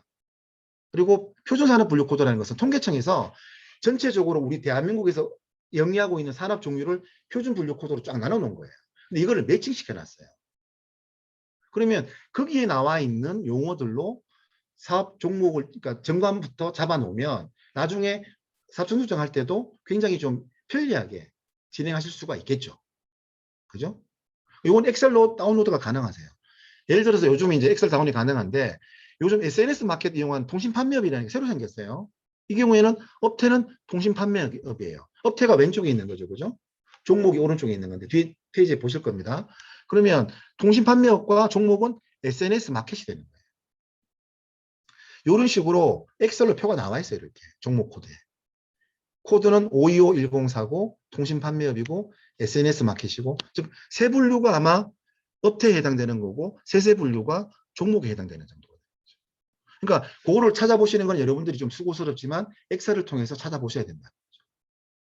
근데 쭉 보면 뭐 농업, 임업부터 해서 크게 대분류가 나오고 쭉쭉 찾아가 들어가시면 여러분들이 찾으시는 사업들에 대해서 상세하게 나와 있으니까 크게 어려움은 없으실 것 같아요. 다시 앞에 좀 넘어가서 즉 사업 목적도 도매업 이렇게 하지 마시고요. 생활용품 도매업 이런 식으로 좀 구체적으로 하는 얘기인 거죠. 이해되셨죠? 이거 잘 참조하시면 될 것 같습니다. 자, 여기까지 질문사항 있으십니까? 자, 이게 많이 헷갈리시는 거 제가 설명드릴게요. 임원 관련 사항인데요. 자, 그럼 설립 시에 필수 인력이 있을 거 아닙니까? 그죠? 일단 주주는 한 명 이상이 있어야 돼요. 주주. 자, 그리고 주주가 반드시 등기 임원이 안 돼도 돼요. 대부분은 주주가 등기이사를 겸직하는 경우가 대부분이죠. 그렇지 않습니까? 그죠? 자, 그런데 일단은 주주는 한 명 이상 있어야 되고 사내이사도 그죠? 1인 이상 있어야 돼요. 주식 보유와 상관없어요. 자, 예를 들어서 아까 말씀하셨던 이건우 대표님이 주주가 5명이에요. 그럼 자, 우리가 사내이사를 3인으로 한다고 봅시다. 그러면 대표이사, 그러니까 이건우 대표님 같은 경우는 대표이사로서 이사로서 사내이사 등기를 해요. 근데 네 분 다 그러면 다 이사로 등기를 할 것이냐? 꼭 그리 안 하셔도 된다는 거죠. 그냥 2분 정도 등기 임원을 해도 되고 아니면 이분들은 나는 경영에 관심 없으니 그거는 이건우 대표님이 알아서 해주시고 그럼 등기 임원은 실제적으로 일하실 분들 중에서 2분을 선임해 주십시오. 아니면 그냥 뭐 그럴 필요 있을까요? 그냥 뭐 대표이사님 혼자 하십시오 라고 할 수도 있는 거겠죠. 그죠? 자, 그리고 문제 3번인데요. 주식이 없는 사내이사 혹은 감사 1인이 있죠. 자, 이게 뭐냐 그러면 발기인 총회라는 거예요. 창립 총회인데 이때는 반드시 조사 보고 및 승인이라는 절차를 거쳐야 돼요. 법원에서 요구하는 절차예요. 이때 이걸 수행하는 인력을 조사 보고자라고 하는데요. 이거는 주식이 없는 임원 아니면 공정인이 맡을 수밖에 없어요. 그럼 공정인이 맡게 되면 100만 원 정도 비용이 들어요. 그러니까 반드시 주식이 없는 사내이사나 감사 1인을 선임하셔야 돼요. 즉 주주 중에 안 된다는 거죠. 주식이 없는 사내이사 한 명이나 감사를. 그래서 아마 법무사를 하시게 되면 그런 이야기를 할 거예요. 주식 없는 임원 한번 정해주세요라고 할 거예요. 그리고 감사는요. 자본금이 10억 미만인 경우에는 해당 사항이 의무사항이 아니에요. 그래서 감사를 굳이 권해드리고 싶진 않아요. 스타트업 할 때는. 그때 그냥 이사 2명도 상관없고 이사 3명도 상관없어요. 근데 그 중에 한 명은 반드시 주식이 없어야 된다는 거죠. 아니면 비용이 발생이 되니까. 자, 예를 한번 보세요. 그리고 주식이 없는 임원은 법인 등기후에 바로 사임이 가능해요. 그거 뭐 간단하잖아요. 그죠? 아는 지인분 아무나 부탁해도 상관없다는 거죠. 사실. 근데 자, 사례 한번 볼게요. 주식 100%를 소유한 창업자가, 예를 들어서 우리 최강호 대표님이 주식 100% 가지고 시작하시는 거죠. 예를 들자면, 그죠? 자, 그랬을 경우에 본인은 사내이사로 등기하지 않고 주식이 없는 이사 1인만으로 사내이사 등기를 한 경우 가능하죠. 근데 바로 이사 사임을 할 수가 없어요. 그 이유는 주식회사는 반드시 사내이사 1인 이상은 포함하고 있어야 되거든요. 그럼 현실적으로 어떻게 된다는 얘기예요? 최소인을 따지자면 주주 한 명에, 예를 들어서 우리가 주식이 100% 가진 주주가 한 명이 있다 칩시다. 주주 한 명이 내가 사내이사 겸임할게. 그리고 주식 없는 사내이사 하나 더 할게. 그럼 토탈 어떻게 됩니까? 동일인이 2명이죠. 주주 대표이사 그리고 주식 없는 이사 한 명. 이게 반드시 필요하다는 얘기. 이해되셨죠? 그다음 준비할 서류는요. 뭐 정관 앞에 말씀드렸던 쭉 그 내용들입니다. 잔액증명서, 조사보고서, 발기인 총회 의사로, 이사회 의사로, 법인 설립 등기 신청서, 법인 인감 신고서, 주식 발행 동의서, 주식 인수증, 취임 승낙서 쭉쭉쭉 나옵니다. 자, 이런 것들은 실제로 진행하실 때 이걸 참조하시면 될 것 같아요. 그 다음에 임원 전원에 인감도장, 인감증명서가 필요합니다. 사내 등기를 하실 때요. 그리고 주민등록 등초분인데 보통 초분으로도 되니까 상관없습니다. 3개월 이내 거. 그 다음 주주는요. 주민등록 초분하고 막도장 하나 정도 있으면 돼요. 이거는 법무사에서 파주기도 해요. 그냥. 반드시 그분들은 인감도장이나 이런 게 필요 없어요. 그러니까 즉 주주에 대해서 관심이 없다는 얘기겠죠. 아까 말씀드렸던 것처럼 그죠. 사내 임원, 즉 등기 임원에 대해서만 법원은 관심을 가지고 있는 거죠. 대표이사가 누군지. 그 다음에 주주가 법인인 경우가 있을 수 있죠. 그때는 법인 등기부 한 통 또 들어가야 됩니다. 자, 여기까지 질문사항 계십니까?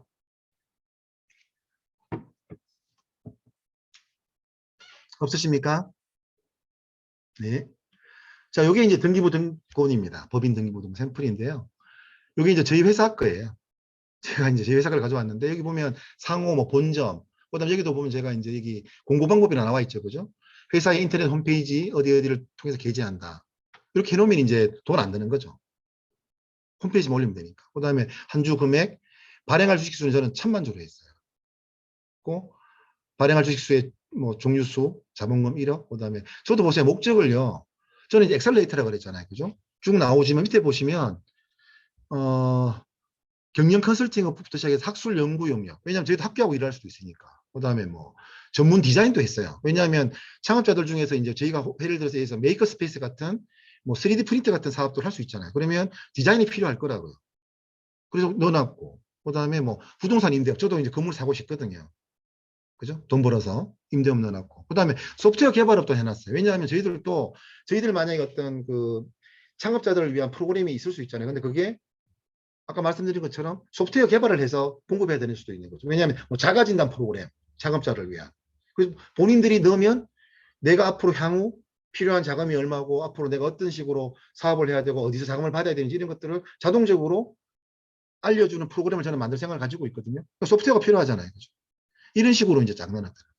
그다음 마지막은 하면 더 웃긴데 주주 뭐 예를 들어서 뭐 수중 녹조 제거를 위해 태양광 발전이 결합된 이런 거. 왜냐하면 저희 회사도 저희 지금 주주 중에 한 분 중에 하나가 이쪽에 전문가가 한 분 계시거든요. 이 아이템 더 넣어놓자 그러시더라고요. 그다음 뭐 중금속, 오양토형. 즉 저희 지금 주주 한 분 중에 여기 관련된 박사가 계세요.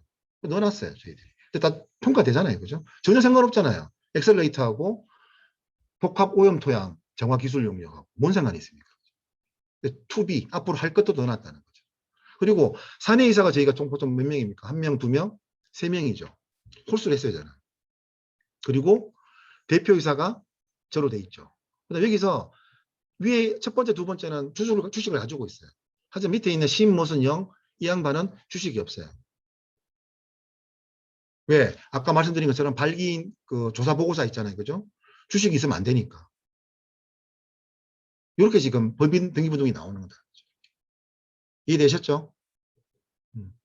어차피 제가 나중에 이거 강의 자료를 배포해 드릴 거기 때문에 참조하시면 됩니다. 자, 다음 페이지 넘기겠습니다.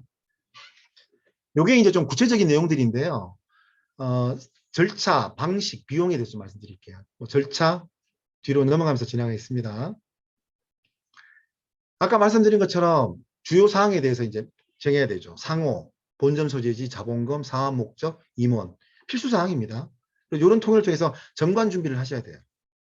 그다음에 발기인의 주식 인수예요. 발기인은 아까 말씀드린 주주들이 전부 다 포함이 되겠죠. 이 발기인들은 주식을 인수해야 하며 발기인이 설립 등기 신청을 할 때 주식 인수를 증명하는 정보를 제공해야 돼요. 즉 주식 인수증을 작성해야 돼요. 아마 이건 온라인 시스템상에서도 주식 인수증이라는 시스템이 있어요. 화면이. 여기는 이제 내가 얼마의 주식을 들어갈 거고 아까 우리 이건호 대표님이 예를 들자면 5명이 얼마의 주식을 내가 자본금 얼마짜리인데 나는 뭐 50% 해당되는 금액 10%, 10%, 10%, 10%, 20% 이런 식으로. 그리고 주식 인수증을 써줘야 돼요. 형식적으로. 물론 주금 납입을 하는 거니까 돈은 주금 납입을 해주는 거고 인수증을 가지고 있는 상태에서 주식 인수 주금 납입을 해도 되고요. 아니면 실제적으로는 후 처리해도 돼요. 먼저 주금 납입을 해놓고 주식 인수증은 형식적으로 만들어도 상관없어요.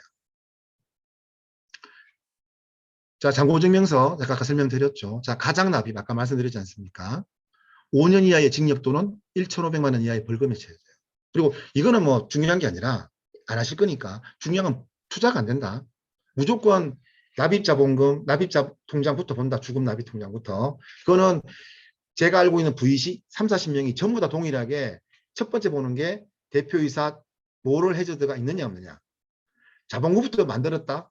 투자 못합니다. 그 사람들도. 왜냐하면 자체적으로 통과가 안 돼요. 그것도 강조드리고요. 아까 네 번째 제가 설명드렸던 이사와 감사의 스님인데요. 주주 1인, 사내이사 1인, 주식 없는 사내이사 1인. 즉 토탈 동일인이라고 보면 주주하고 사내이사 1명이 주식 없는 사내이사는 동일인이 아닌 사람. 즉 2명이 필요하다는 거예요. 최소한. 염두에 두시고요.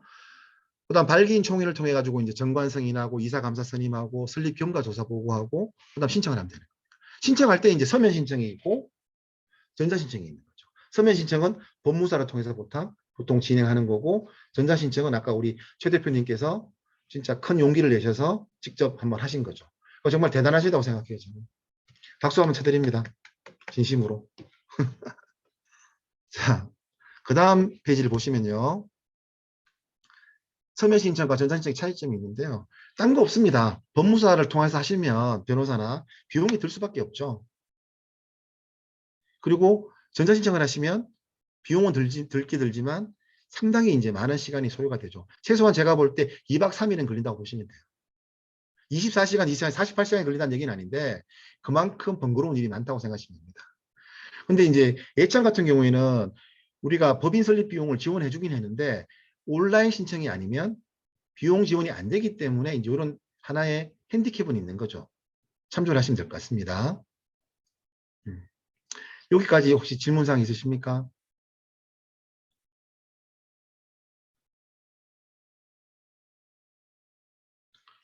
자, 그러면 다음 페이지로 넘기도록 하겠습니다. 자, 이게 이제 온라인 법인 설립 시스템 개요예요. 유형 선택, 뭐 기본 정보 서식 작성, 잔액 증명 신청. 그다음에 최 대표님 이런 내용들은 좀 도움이 되셨어요? 위텍스 같은 거 이런 거? 예. 예.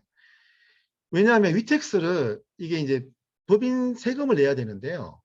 이거는 온라인 정보 시스템에서 하는 게 아니라 위텍스라는 데를 통해서 해야 돼요. 왜냐하면 지방세이기 때문에. 이거 다 설립 전에 그 온라인 시스템 타기 전에 다 회원 가입을 해 놓으셔야 돼요.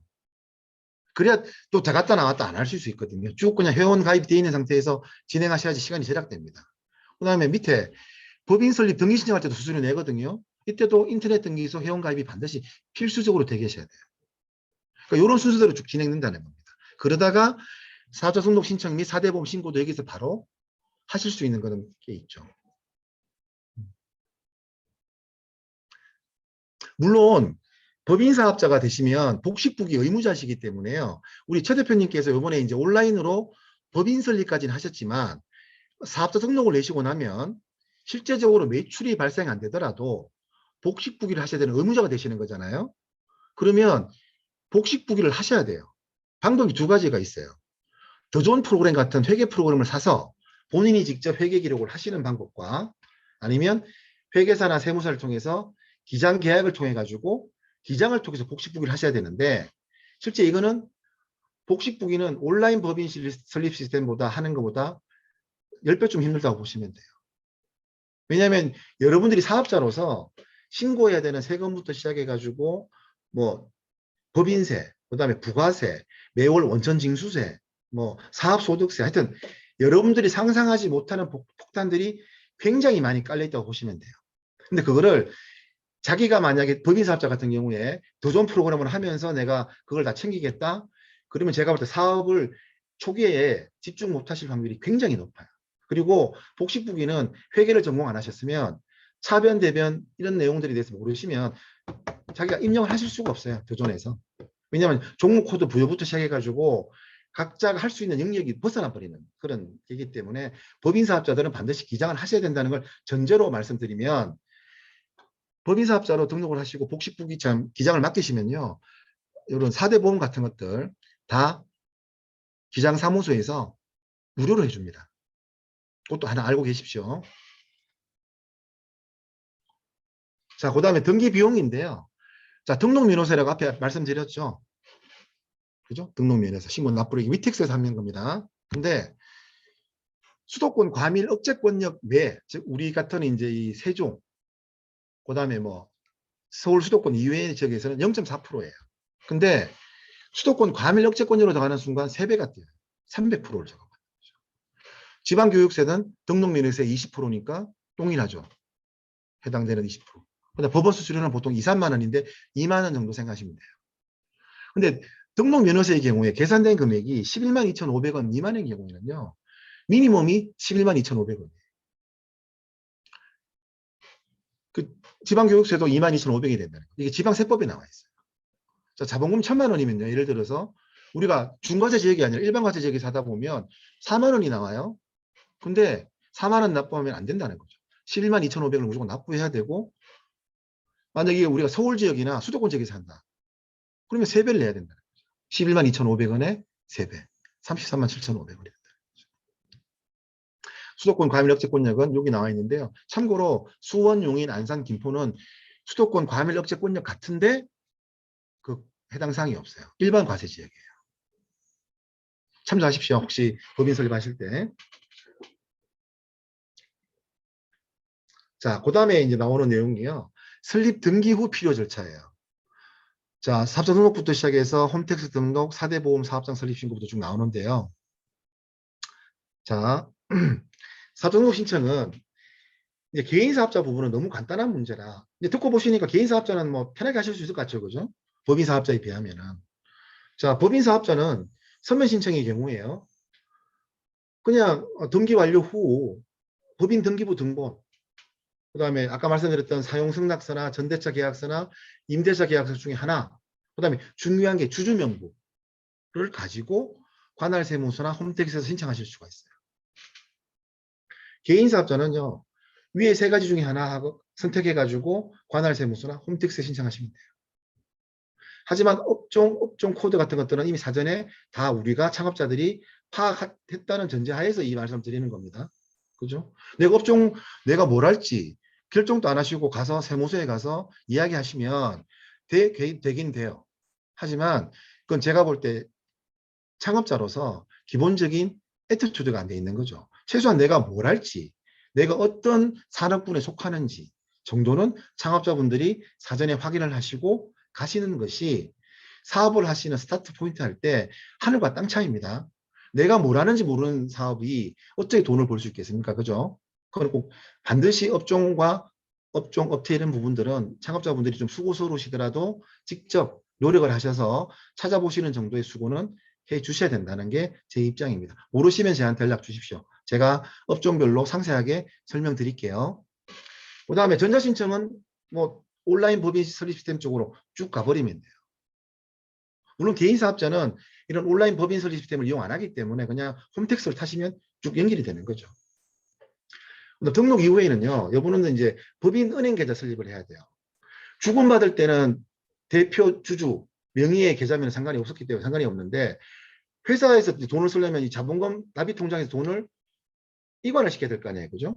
그러면 법인 명의의 통장이 반드시 있어야 돼요.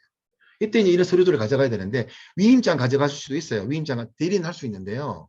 그러면 요즘 잘 아시겠지만 대표 통장 때문에 대표자가 안 가고 위임인에서 가면요, 은행에서 굉장히 까다롭습니다. 저는 이제 이번 F1 파트너스 만들 때요, 처음에 갔는데 하루 이체 한도를 300만 원을 해주겠다는 거예요. 말이 됩니까? 사업을 하는데 하루 이체 한도가 300만 원. 그 거래 실적 보고 난 다음에 뭐 1,000만 원, 2,000만 원 늘려주겠다는 거예요. 자기들 원칙이래요. 근데 알고 보니까 원칙이 아니에요. 그 제가 아는 은행원 통해 가지고 소개받아서 갔거든요. 사실 은행 계좌 개설이야 지역이 상관없잖아요. 가보니까 한도 1억 바로 때려주더라고요. 물론 신용카드는 바로 안 나오더라고요. 그거는 실적이 좀 필요하니까. 뭐 어쨌든 법인 계좌는 그런 이체 한도 이런 것들이 굉장히 예민한 문제라서 아마 처음 가셨을 때는 기분이 나쁘실 수도 있어요. 창업자분들이. 이게 뭐 하자는 거지? 사업하라는 얘기인가? 왜 이렇게 통장 개설이 힘들어? 근데 만약에 나는 통장이 2개 필요해. 2개 안 만들어줍니다. 처음에는. 근데 그런 것들부터 시작해서 여러분들이 만드는 것도 일입니다. 염두에 두시고요. 그 다음에 개인 사업자도 까다롭기는 마찬가지예요. 하지만 서류가 적죠. 그냥 뭐 사업자 등록증, 임대차 계약서, 대표자 신분증. 개인 사업자는 제가 알기로 위임이 안 돼요. 반드시 사업자 본인이 가셔야 돼요. 그 다음에 또 법령공인인증서. 그죠? 반드시 필요하죠. 은행은 사실 예를 들어서 사업자들이 할 수 있지만 사업자 같은 경우에는 홈택스 신고부터 시작해가지고 그 목적에 맞는 법령공인인증서를 그걸 통해서 하셔야 돼요. 왜냐하면 개인 사업자도요, 전자세금 계산서를 발급하셔야 되죠. 내일 제가 설명드리겠지만. 그러면 그거 홈택스에서 할 수 있잖아요. 근데 내가 쓰던 그냥 개인 걸로 못 써요. 그 다음에 홈택스 회원 가입 및 세무 수임 대리인 지정하다. 즉 법인 사업자의 경우에는 복식부 기장 의무자이므로 기장 수임 계약 동의를 진행하시는 게 대부분이라고 생각하시면 돼요. 다만 개인 사업자는요, 간편장부기 때문에 기장 수임이 의무사항이 아니에요. 하지만 단식부기도 하셔야 되고, 그러니까 내일 제가 다시 설명드리겠지만 개인 사업자들도 일정 규모가 되면 기장을 보통 통상적으로 많이 하세요. 그게 돈 버는 길이더라고요, 제가 볼 때. 왜냐하면 직원을 만약에 채용하시잖아요. 그럼 여러분들이 급여대장부터 시작해가지고 아까 말씀드렸던 원천징수 상황 신고서까지 다 홈택스 작성하셔야 되는데, 심지어는 막 가산세 무시는 분들도 계세요. 금액이 크진 않지만. 그러니까 이건 제가 여기 계신 분들한테 능력을 폄하하는 게 아니라 효율적인 방법을 제가 설명드리니까 오해하지는 마십시오. 자, 이렇게 지금 진행이 됩니다. 그 다음에 4대 보험 설립장 신고는요, 4대 보험 연계센터를 통해서 직접 처리 가능하세요. 아까 말씀드린 것처럼 기장 계약을 하게 되면 회계세무 대리인들이 가입부터 다 진행을 해주시는 게 원칙이고요. 그 다음에 자, 요거는 하나 또 팁인데요. 여러분들이 4대 보험장 설립 실공을 할 때요, 법인 사업자들은 특히 초기 기업에 같은 경우에 보통 대표자들이 돈 가져가기가 그렇잖아요. 법인 설립을 했는데 그러면 급여 지급이 부담이 돼요. 그러면 무보수 확인서라는 걸 통해 가지고 신청하면 무보수로도 설립을 해줘요. 사업장을. 근데 대표자가 아니면 설립을 못해요. 그래서 어쨌든 내가 만약 월급을 그대로 받아가면 상관이 없는데 월급을 가져갈 상황이 아니라서 그러면 무보수 확인서를 통해 가지고 법인 설립을 하셔야 돼요. 즉 대표자가 아니라 내가 직원이 2명이 있는데 걔들 월급 받아가. 그래서 그 친구들 이름으로 내가 그러면 법인 사업장 설립을 할까? 뭐 국민건강보험이나 국민연금 설립이 안 된다는 거예요. 반드시 대표자 명의로 설립을 해야 되는데 법인의 경우에는 이렇게 무보수 확인서란을 통해 가지고 여러분들이 무보수인 상태에서도 사업장 설립이 가능하다는 거죠. 하지만 개인 사업자는요. 아까도 말씀드린 것처럼 실제적으로 직원이 있다. 직원이 있다 그러면 사업장 설립 신고를 할 때요. 그 직원 중에 가장 높은 급여를 받는 직원과 동일한 금액으로 하거나 아니면 그보다 더 높은 금액을 해요. 이거 실무적으로 개인 사업자분들이 저도 애창패 예전에 전담 멘토를 많이 했지만 그 급여 지원에 받으려고 필수가 4대 보험 가입하시는 거잖아요. 하시다가 4대 보험 사업장 설립 신고가 안 된대요. 그 원인을 물어보면 개인 사업자로 내시는데 본인 대표자는 월급을 안 가져가서 150만 원만 줬고 직원은 200만 원 주는 걸로 계속 설립 신고를 하니까 자꾸 반려가 되어 나오는 거예요. 근데 왜 반려가 되는지도 잘 이해를 못 하신 거죠. 근데 알아보니까 그 개인 사업자 같은 경우에는 원칙이 실무적으로 원칙, 법 규정이 있는지 잘 모르겠어요. 하지만 실무적으로 많은 실무자들은 대부분 관례적으로 사업자 대표는 기존 직원 월급 급여보다는 높은 보수 월액을 넣어야지 아니면 동일하게 넣어야지 사업장 설립 신고를 해줘요. 그러면 실제로 내가 안 받아가요. 개인 사업자는 통장에서 돈을 내 마음대로 인출할 수 있기 때문에 사실 월급이라는 개념이 없잖아요. 개인 사업자한테 무슨 월급이 있습니까? 개인 사업자가. 통장에 있는 돈이 다 내 돈이고 내 통장에서 나가는 돈은 다 비용인데요. 그죠? 실질적으로 그렇지 않습니까? 그러면 난 월급을 가져가는 게 없다. 억울할 수 있죠. 하지만 4대 보험과 관련해서는 내가 보수 월액이라는 것이 급여 개념으로 정해지지 않으면 보험료 산정이 안 되잖아요. 그러니까 임의적으로라도 이렇게 만들어 놔야 돼요. 실제 내가 급여를 안 가져가지만 또박또박 4대 보험료를 내셔야 돼요. 그래서 개인 사업하시는 분들 중에서 직원이 늘어날수록 4대 보험료 때문에 힘들다고 하시는 이유가 그 이유도 있지만 대표자들에 대한 4대 보험료가 실제로 큰 어떤 그게 없는데도 불구하고 급여를 가져가지 못하는데도 불구하고 또박또박 4대 보험료를 다 내셔야 되거든요. 신고할 때만. 그리고 왜냐하면 그게 기준이 뭐가 되냐 그러면요. 개인 사업자들은 종합소득세 신고를 하잖아요. 매년 그 다음 연도 5월 달에. 그럼 그게 또박또박 건강보험공단하고 국민연금 쪽에 서류가 다 넘어가요. 여러분들 자산뿐만이 아니라. 그래서 보수 월액을 내가 아무리 축소 조정하려고 해도 안 돼요. 그건 염두에 꼭 두십시오. 자, 여기까지도 뭐 질문사항 있으십니까?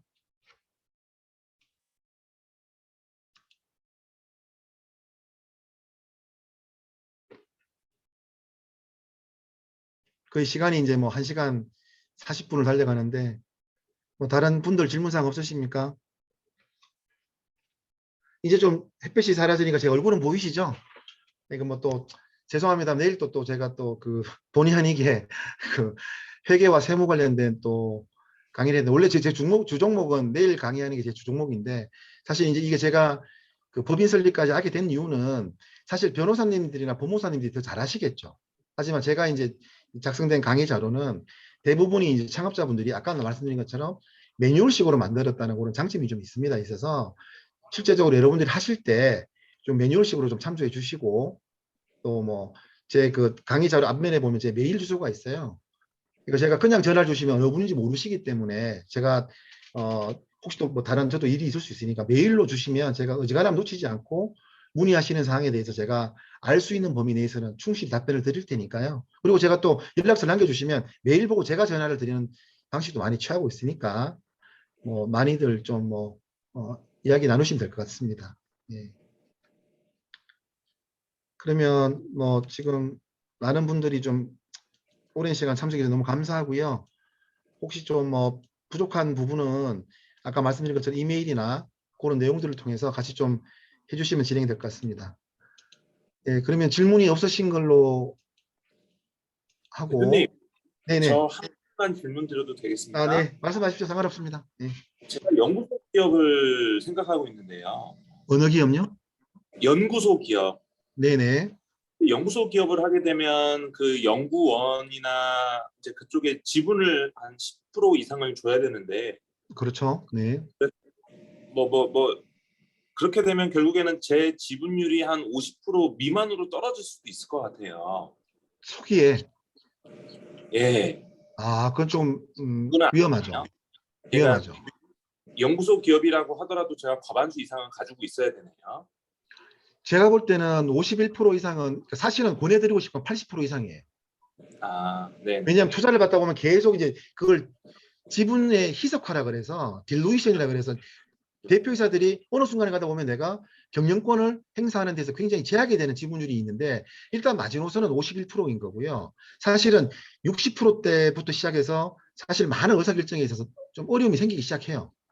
네네네. 왜냐하면 VC분들이 들어오기 시작하게 되면 경영권에 대해서 자기들은 협의를 한다고 하는데 합의를 볼 사항들이 굉장히 많이 생겨요. 굉장히 많이 생겨요. 그래서 아, 가급적이면 그 연구원분들 같이 참여하시는 발기인분들 중에 정말 친하신 분들한테는 좀 양해를 구하고 또 주저수가 너무 많아요. 초기에. 그러니까 연구소 기업 대표님, 그다음에 다른 대표 소액주주 한 분. 이런 식으로 제가 볼 때는 진행하시는 것이 좀 좋지 않을까? 경험적으로 보자면. 그래 권해드리고 싶습니다. 네. 감사합니다. 네. 예, 그러면 오늘 장시간 너무 감사하고요. 부족한 강의 들어주신다고 너무 감사합니다. 하여튼 내일 아침 9시에 제가 또 회계 그 재무와 세무 회계 기초를 가지고 또 한 3시간 찾아뵐 텐데요. 내일은 좀 한 템포 쉬는 시간을 가지도록 하겠습니다. 너무 강의가 또 길어지다 보니까 집중도도 떨어질 것 같고요. 그래서 일단 감사합니다. 내일 아침에 뵙도록 하겠습니다. 수고하셨습니다. 수고하셨습니다. 네. 수고하셨습니다. 네. 네, 오늘 교육 고생하셨습니다. 저희 내일 아침에 다시 뵙도록 하겠습니다. 감사합니다. 수고하셨습니다. 고생하셨습니다.